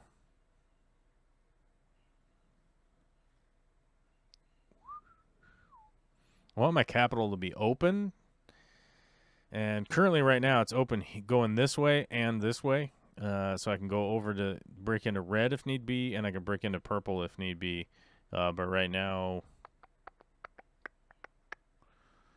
I might as well take this extra bonus, this extra, no. What I'll do is I'll take this one right here, or this one right here. Yeah, that's it. I've got 2 moves. I'll figure out which one I want to do when it comes around. New Local Austin says, sir, you're thinking of a heat pump for the fish room. What are the plans for heating and cooling your room? Yes, I actually 100% will be doing a heat pump in there. I'll likely be doing a mini split. I haven't solidified 1,000% what which exact model I'm going to order, because well, the main thing is that their prices change pretty frequently. They fluctuate quite a bit. So something that's $2,100 this week might be $1,100 next week, right? And that's significant, especially if you're, talking about $1,000 difference. $1,000 is nothing to ignore, especially when it comes to overall costs of doing something. So I've been in the I'm shopping, and then we'll end up landing on the right one, especially if the price ends up being right. I'm leaning towards an 18,000 kilowatt, 18,000 BTU, not kilowatt, sorry, 18,000 BTU unit, which is equivalent to a 1.5 ton unit that is going to go out there, although I can go as low as 12,000 BTU unit for the space. But I definitely do need AC, I need dehumidifying, and I need heating. Those are all for sure things that I need. And a mini split will do that the best, realistically. It'll dehumidify. You can turn it on to dry the air to make sure it's dry in there. You can turn it to heat. You can turn it to cool. You can do all those things and maintain a basic temperature in there pretty much at all times. Not 100% constantly, all the time, forever, blah, blah, blah, perfect temperature. But generally speaking, that is going to be my best option to maintain temperature, humidity. Well, yeah, temperature too high, temperature too low, and humidity, right? And because I'm going to have computer stuff in there, maintaining the humidity no matter what is going to be pretty darn important to be sure that stuff just doesn't get super saturated with humidity,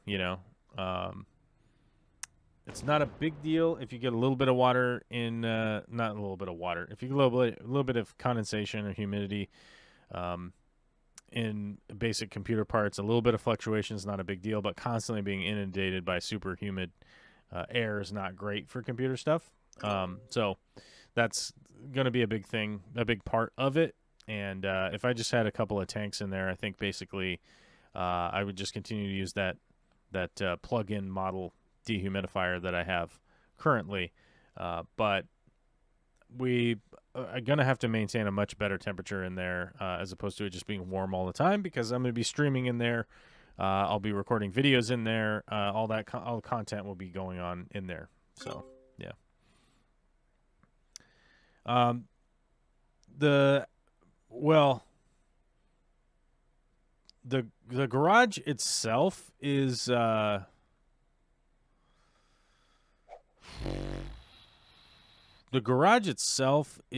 like 1,000 square feet. The space that I built out is like 287 square feet, which I don't know what that is in metric, so you'll have to do the maths on that. But it's decent size. It's going to be plenty of size. My art studio will be in there. All my streaming and everything will be in there. So in the background will be some fish tanks in the future, and whatever psychotic stuff is going on in there. And when I say psychotic, I mean that in a joking way. You guys get what I mean. Any kind of weird, goofy projects I got going on in the background, you guys be able to see what's, get a glimpse on what's going on back there, as opposed to right now, which I've got just kind of stuff. Like I even got cardboard boxes in my background. Look at that. I still got them back there. Even at this date, we've got cardboard boxes back there. I hate having to hit a 2 because I just lost some troops, but I don't want to close my capital off from being able to get out and attack. So this looks like this is going to be a super long game, so you guys better be buckled in. This is going to take forever, which is unfortunate because I want to get back to mudding and taping. It's basically what I want to do.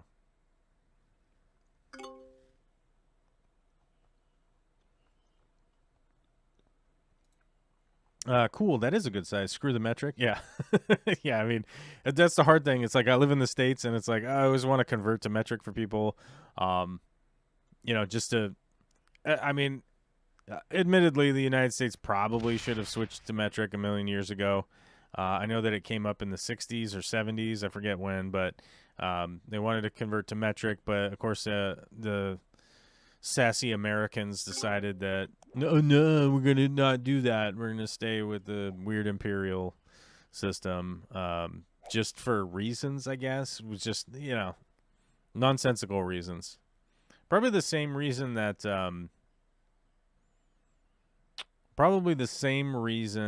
we don't have universal health care, right? Probably the same reason. All right, we got to make a decision here on whether or not we want to block pink. So we want pink out of here. They've been annoying us. Do we hit them? Or do we hit up in here and try and find out what's going on up here?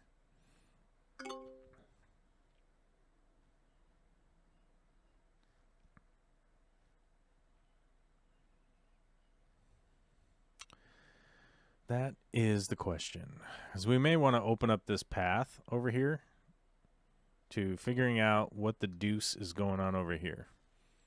And last round, pink fortified from over here. What, like 6 back up? So I'm guessing somebody's putting pressure on pink on their outside positions. They're still getting cards. Oh, somebody took their cap. We might be able to kill pink this time. We might be able to kill pink. Boys, we might be able to kill pink. We don't know what they're doing.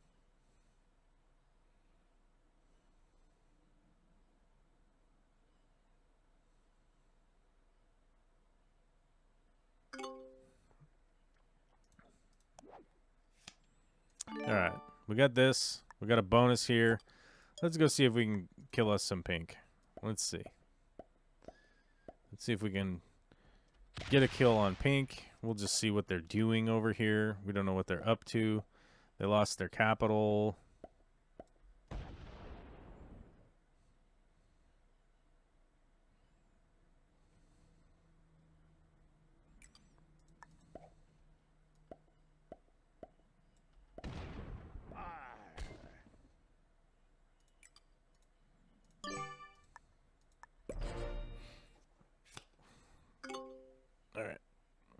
Well, it looks like orange came all through here, and they must have had pink back here somewhere. They got pink covered up back here somewhere. So they have a kill guard on pink. And because orange was up here, if I recall. So my guess is that pink is back here on one of these boats, and orange is going to kill them next turn. And they were being cool with me, like, fist bumps, and so they were dropping the fist bumps, and letting me know all about it. And realistically, that's fine. We just tried to get the kill on pink because we wanted to see if we could. Oh, there goes purple. Purple's going wild, dude. They just smashed our 10. And this is going to be the bigger problem with this map, is that we are going to run out of places to take cards, right? We're going to lose positions to take cards. And if you lose a position to take cards, you are going to get smashed because it is progressive. And what are the trades at right now? 50. So purple just took the 45 trade and just went through a 10, and they went up here, and they're just smashing all around. Who knows what they're doing? Everybody's dropping emojis and laughs and ha ha ha ha in chat. And we only have 1, 2, 3 cards currently to take. So, or 4 cards actually. One over here with red.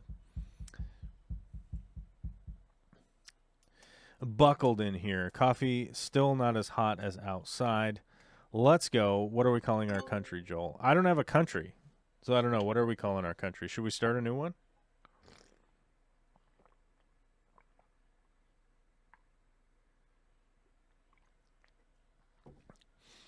I always find it funny because I often get pushback from people that are like, why are you talking badly about America? And it's like, I'm not having criticism about something isn't an indication that you don't like the entirety of something. Being critical of something like an entire country is de facto sort of proving your investment in that country and hoping that it improves. And so that's why I have criticisms for the United States, although some people don't like that. So they get ants in their pants and they start to freak out. I don't know, but it is what it is. Oh my God, green just died. Orange just killed green. People are on the brink out here, and I don't think I'm paying attention because orange, oh my God, orange is steamrolling like crazy. I think purple ran up through here, smashed into green. Orange had a kill guard on pink. Killed pink, then went up here, killed green. Now they're headed this way. So we'll see what they do with 115 troops. They've got a lot of troops, and I wonder what they're going to do.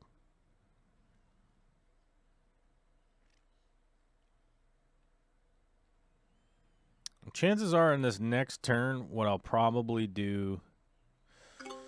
Yeah, because I don't want...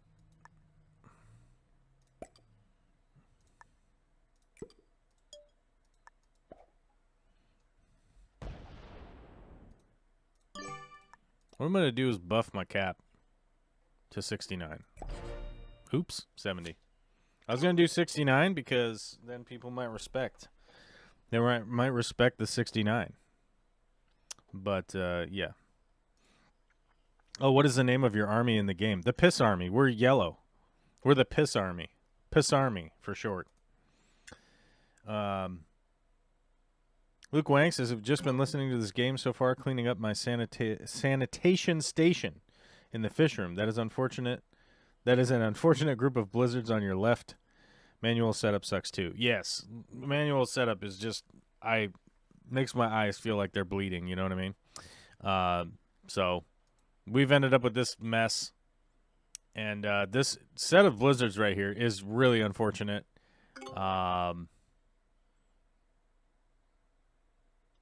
But it is what it is. You know what I mean? I've technically got a kill guard on red if orange goes down all the way through red, which is my hope right now. My hope right now is that orange goes buck wild all the way down through red and not purple. Because red has 4 cards. They try to kill red. They don't get to kill red. I get to kill red. And I have a trade because I got the dudes. I got this dudes trade. Orange started with 17.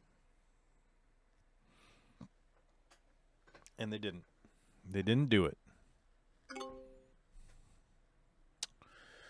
So, this round, I won't take my trade, I don't think, because it's only a 65. It's not going to be enough. Although I am going to bust up here and open up this cap accidentally. We didn't really like that. We're going to go back. We're going to go back down here with the 82 and see if we survive the next round. Probably should have taken the trade just to survive, but you know, it is what it is. They might come after me with 5 cards.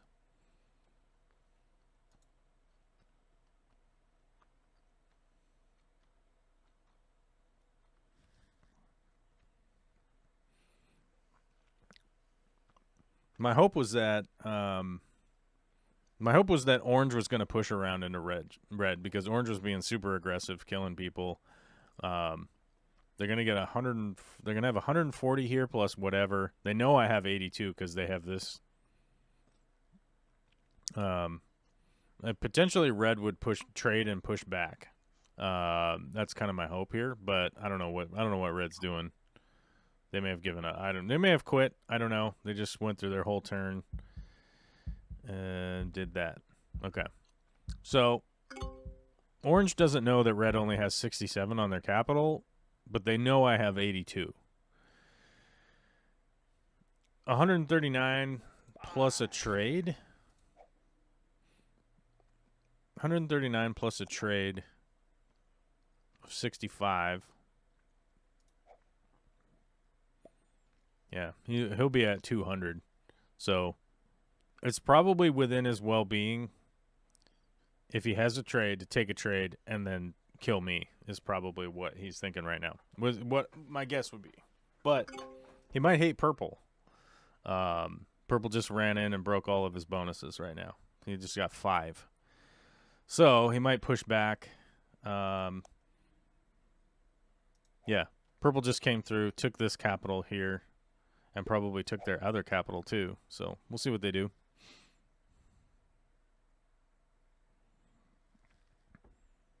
Chances are, like, I wouldn't go for... If I was orange, I wouldn't go for killing the Piss Army right now. I wouldn't do it because you got to come down here, you got to split, and then you don't have a clue what's back here. So that's why I wouldn't. But they were stacking up on there, so, yeah. We got the dudes. The dudes came through. The dudes came through for us. We're going to put 19 there. We're going to put the rest on our capital. We're going to go up like this, and we're going to see what purple's doing up here. Is purple up here? Oh, red is up here.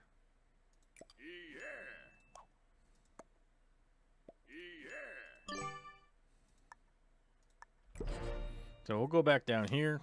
Red was up there. I didn't realize that red had gone all the way up there. But red can take that back now. Red knows I have a 157 here, so there's really no reason for them to try and take my capital, come over here and try and take it. But you never know. My guess is that red will... Oh, my God, they're going the other direction. I don't even know what's going on over there. Bring your 2 back so I can dab. Nope. They didn't do it. Where are they going? Where are you going, city boy? All right. So we currently have a trade. We have the horses. We have the horses. So we'll see what we can do. Any way to put down red next? I really couldn't. And especially I'm glad I didn't try because red was up here, right? Red had this capital up here, and I didn't think it was them that had it, but turns out it is. Purple just got a trade, so we'll see what purple pushes into. They started with 20 troops, so purple has this bonus, and this bonus, right? Yeah. Plus, I think they have 2 capitals.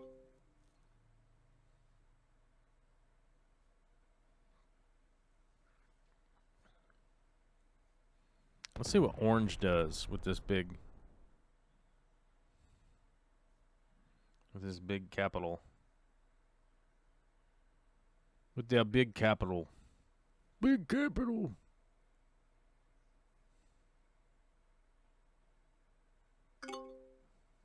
All right. Well, technically we could hit this purple one.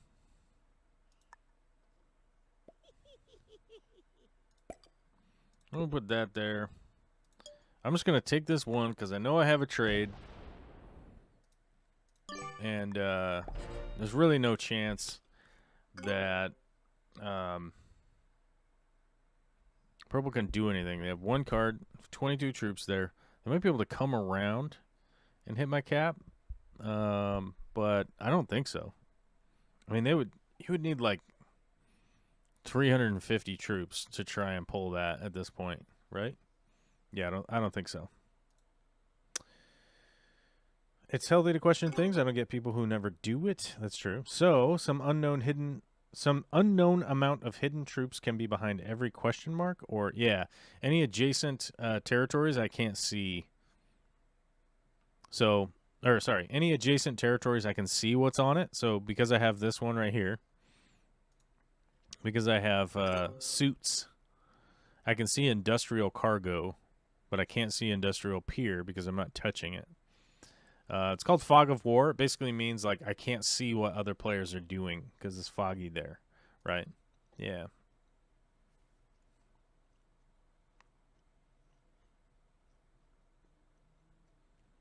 With your trade next turn, I think it's possible just to blitz through red without help right before their turn if you survive orange.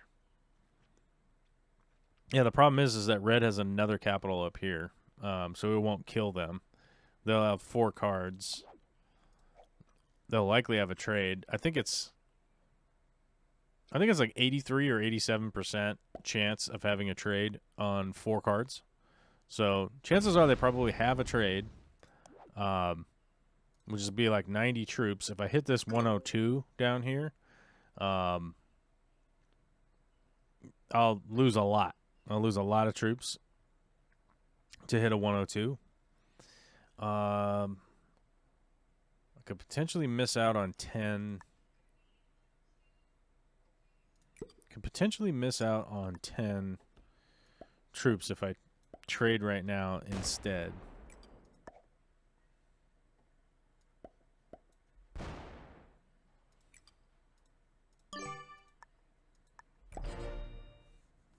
Orange could have a trade.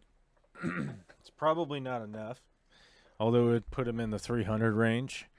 Yeah, 300 easy. 300 troops. Probably not enough to come down and hit a 162 and stay in the game, right? So, we'll see. We'll see. That was from a couple turns ago. I saw the red 65 after. Yeah, that was a problem. It's a good thing I went up here because I didn't realize that red had this capital. I thought purple had this capital. Yeah. What is purple getting? 15 troops. Okay, so they've been broken. Red's getting 11, which means they have this bonus. No, they probably don't even have this bonus. They have this bonus up here, 4 plus 2 capitals and territories, right? Yeah. So at any point in time, I could come out here and go find out what's going on. Nothing's really stopping us from doing that, but if I come all the way out here, I won't be able to attack off of my capital anymore, and that's not great. So potentially, purple will come in here next time, or whatevs, you know.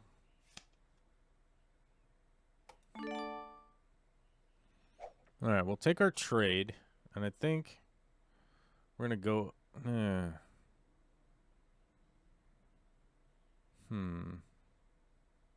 Yeah, we're gonna go up here. We're gonna go up here, and we're gonna see what orange is doing. What's red doing?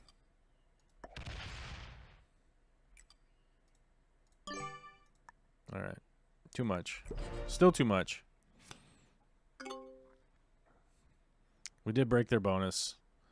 We'll see if they try to break our bonus or whatever. They don't want to trade down here. I don't know why. Probably because they want to be able to come off of their capital. If I just quit or whatever, they'll be able to come up here and take this. But, you know.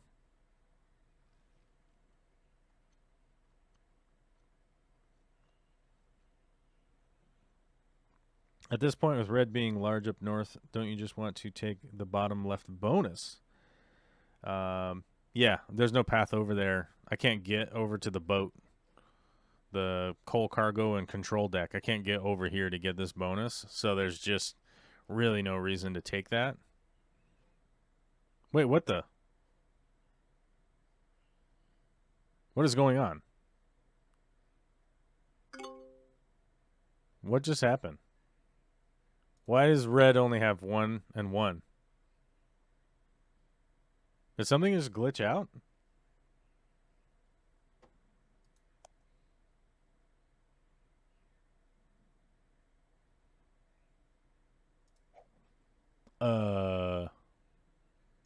Why does red only have a 1 here?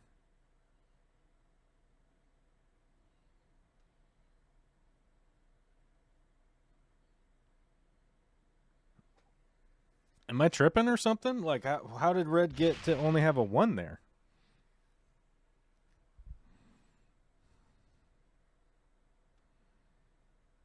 I must be losing my damn mind. What? This is fine. This is fine. What is going on? I don't understand what's happening right now. How did they only have a 1 on their capital and a 1 on this capital? Because this didn't attack anywhere.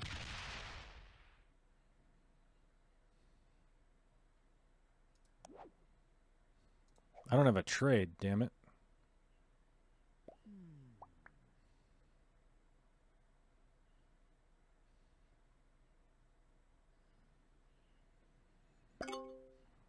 I'm going to get 12 troops.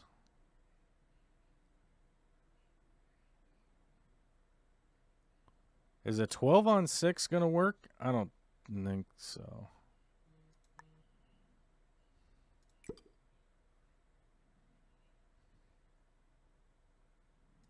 All right, let's try something here.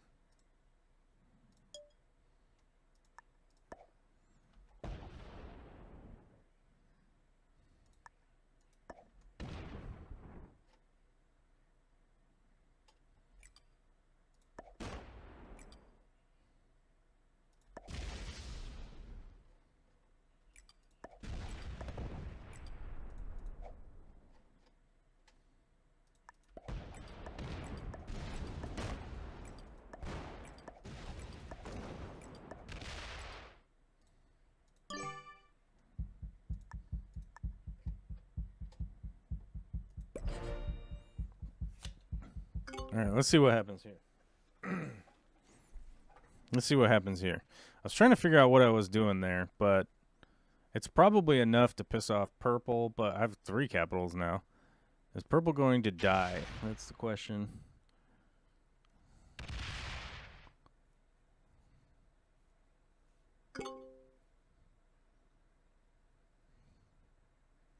Purple got 9, so purple still has this up here. And 100 troops now, because they have a trade. So, purple is probably going to come down here and retake this. Yep, there we go. Here they go. Oh. Oh. Are they a bot? No, okay. They're moving around like a bot. They're going to put 92 there. Okay. Minus 51. So they lost that engagement, basically. On the next turn, I should be able to kill red. How many positions do they have? Right here, right?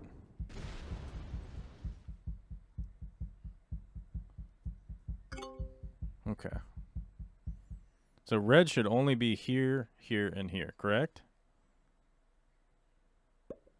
Or possibly right here?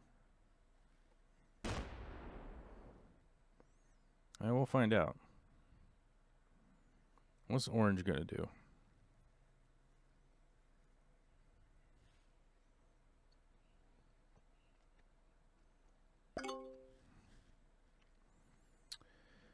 All right, we're going to take our trade. Oh, no! We don't want to take our trade. F that. We only need 4 here. This here. And we'll see if we can't kill red.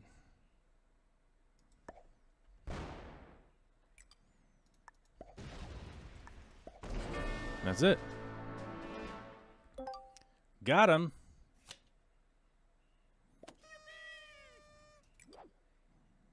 All right, so we want, what do we have? Dudes, dudes, and more dudes.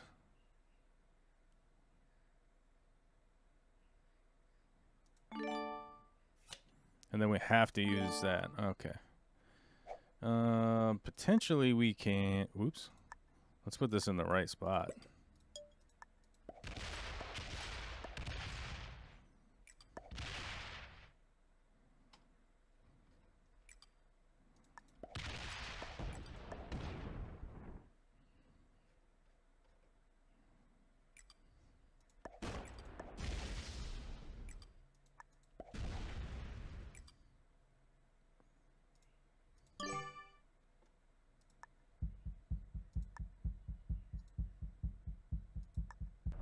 Meh. I missed my fortify. Oh well. Potentially red doesn't have a card. Or purple, not red. Sorry. Potentially purple doesn't have a card. Yep. And there it is.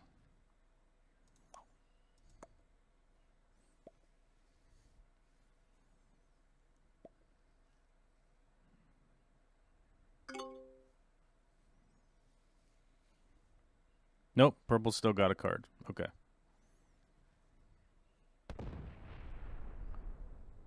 So we'll see what we can do here with this round. We're going to leave that. We are going to make sure that this is a 69. We're going to make this a 51. We're going to go like this. We're going to smash that. And make sure that's dead.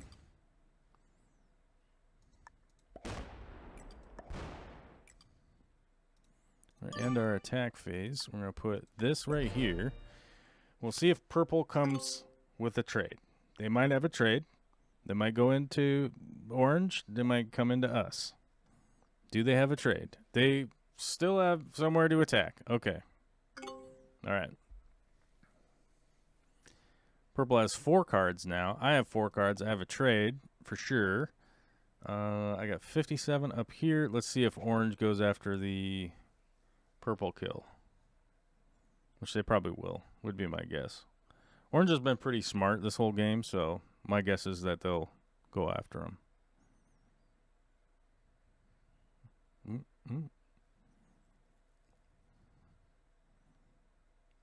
If they don't, I'm still going in, I think, to try and kill purple. Orange will have 3 cards. Wasn't enough.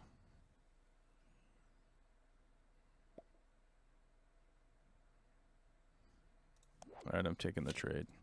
Taking the trade. I'm doing what I said I was going to do. We're going up here.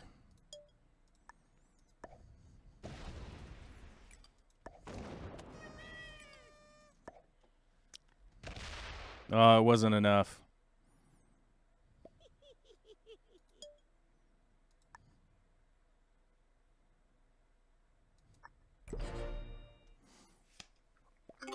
I tried. On the 67% roll, you go for it, right?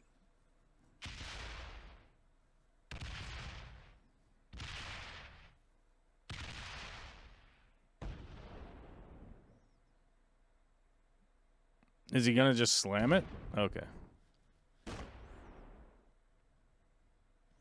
See, the problem is right now that orange has like 400 on a cap, 417, 413 on a cap, which is what I have spread out. So it's not great.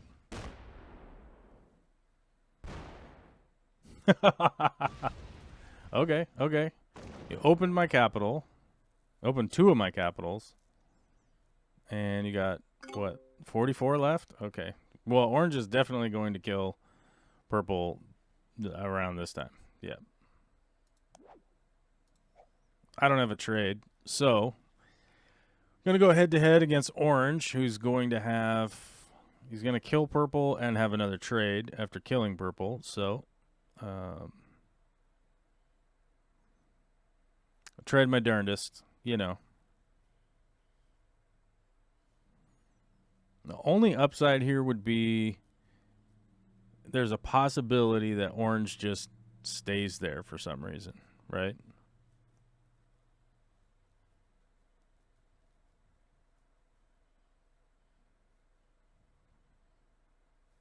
Or is just too slow? Okay.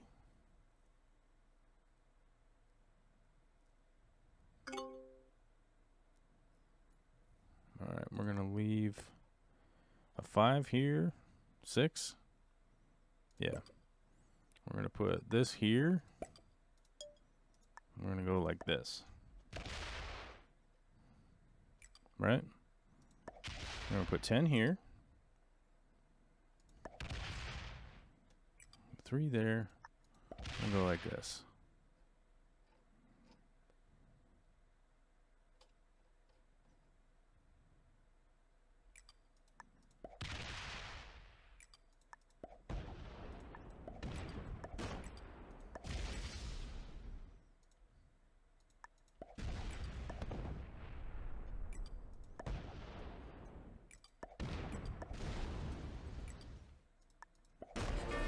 Oh, he didn't leave a kill guard on him. I thought he was smart enough to leave a kill guard on him.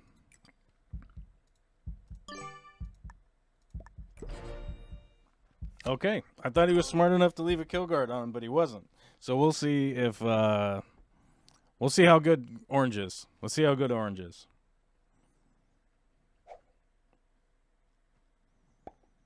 Yeah, I have a 124, a 71, a 116, and a 6 capital. He's coming around with 500, so let's see how he does. Lost 122. Oh, and he trapped himself.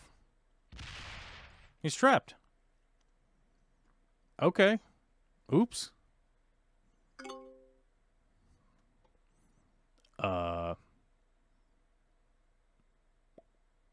Okay. Well.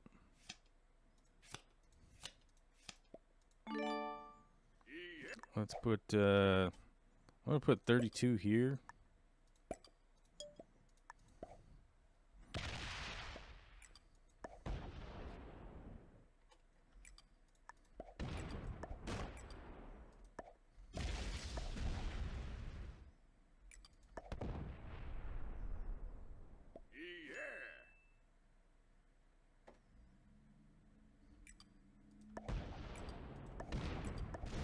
Well, we'll take the win. All right, there it is.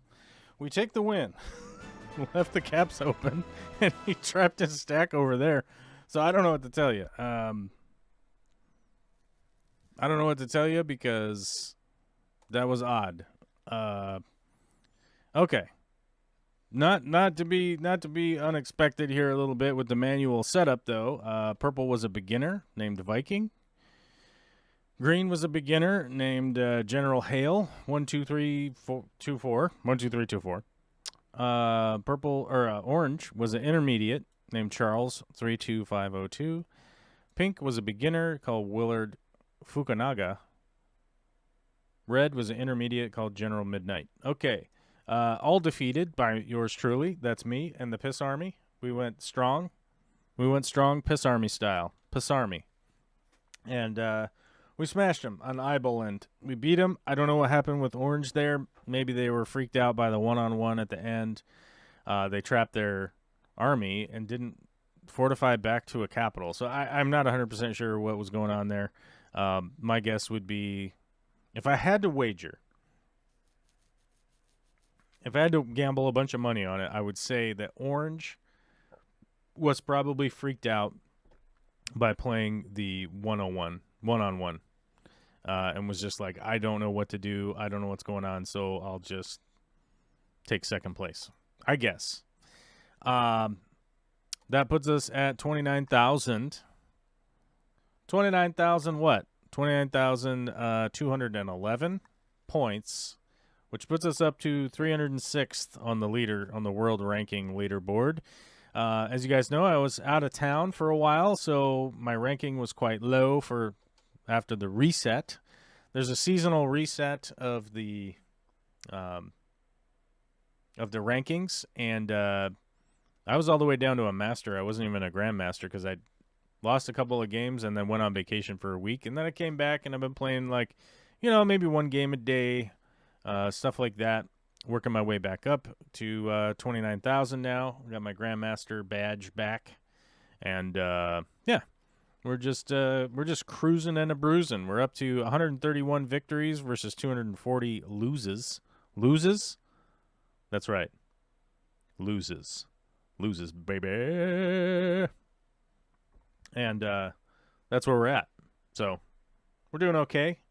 We're slowly increasing to get to 50-50. Eventually, we'll get to the same amount of wins and same amount of losses on this account. My win is 1 win, 1 loss, 1 win, 1 loss, 2 wins, 1 loss, stuff like that now. So eventually we'll get there and we'll work our way up to even Steven and then hopefully up into the positive. But it'll take some time, and you know how it is. When it takes some time, it takes some time. So let's go back to our main screen. Yeah, if you like this content, hit the like and subscribe and do all of that stuff because we need that for whatever reason. We just need that stuff. Just do it. So, yeah, and you'll feel good about yourself. You'll feel better. You'll feel strong down in your Piss Army region. You know what I'm talking about. Anyhow, back up to the regularly scheduled programming. where my face is bigger and we're not playing a video game. What am I doing? I'm moving the wrong screen. I want to move this chat over here, and I want my YouTube studio to be right here and big. Okay, there we go. There we go. Now we move our chat right in the front. There we go. Okay, cool. It is currently 4:14. We've been streaming for a couple hours now, and we're going to get closer and closer. New Local Austin screamed, "It's a trap." Yeah, I always think somebody's always trapping on Risk. That's for sure. You're always kind of worried about that for sure. Livingston Custom Fabs wondering, is this cross-platform or PC versus PC? This is cross-platform. You can play it on your cell phone. You can play it on your PC, Android, iOS, any of that stuff. You can play it. And there's a lot of people that play it on their cell phone. I personally do not. I think it's a little too harebrained to play on your cell phone, but a lot of people like playing it on their cell phone, so they do. It's a Steam game. You can download it and play on Steam on your PC or your Mac or whatever. And then if you're going to get it on your phone, you can actually just download it straight to your phone and play it right off your phone like an app, you know. So, but yeah, thank you everybody for listening today. And a big giant shout out to Aubrey for the super chat. That's our first super chat in a long time.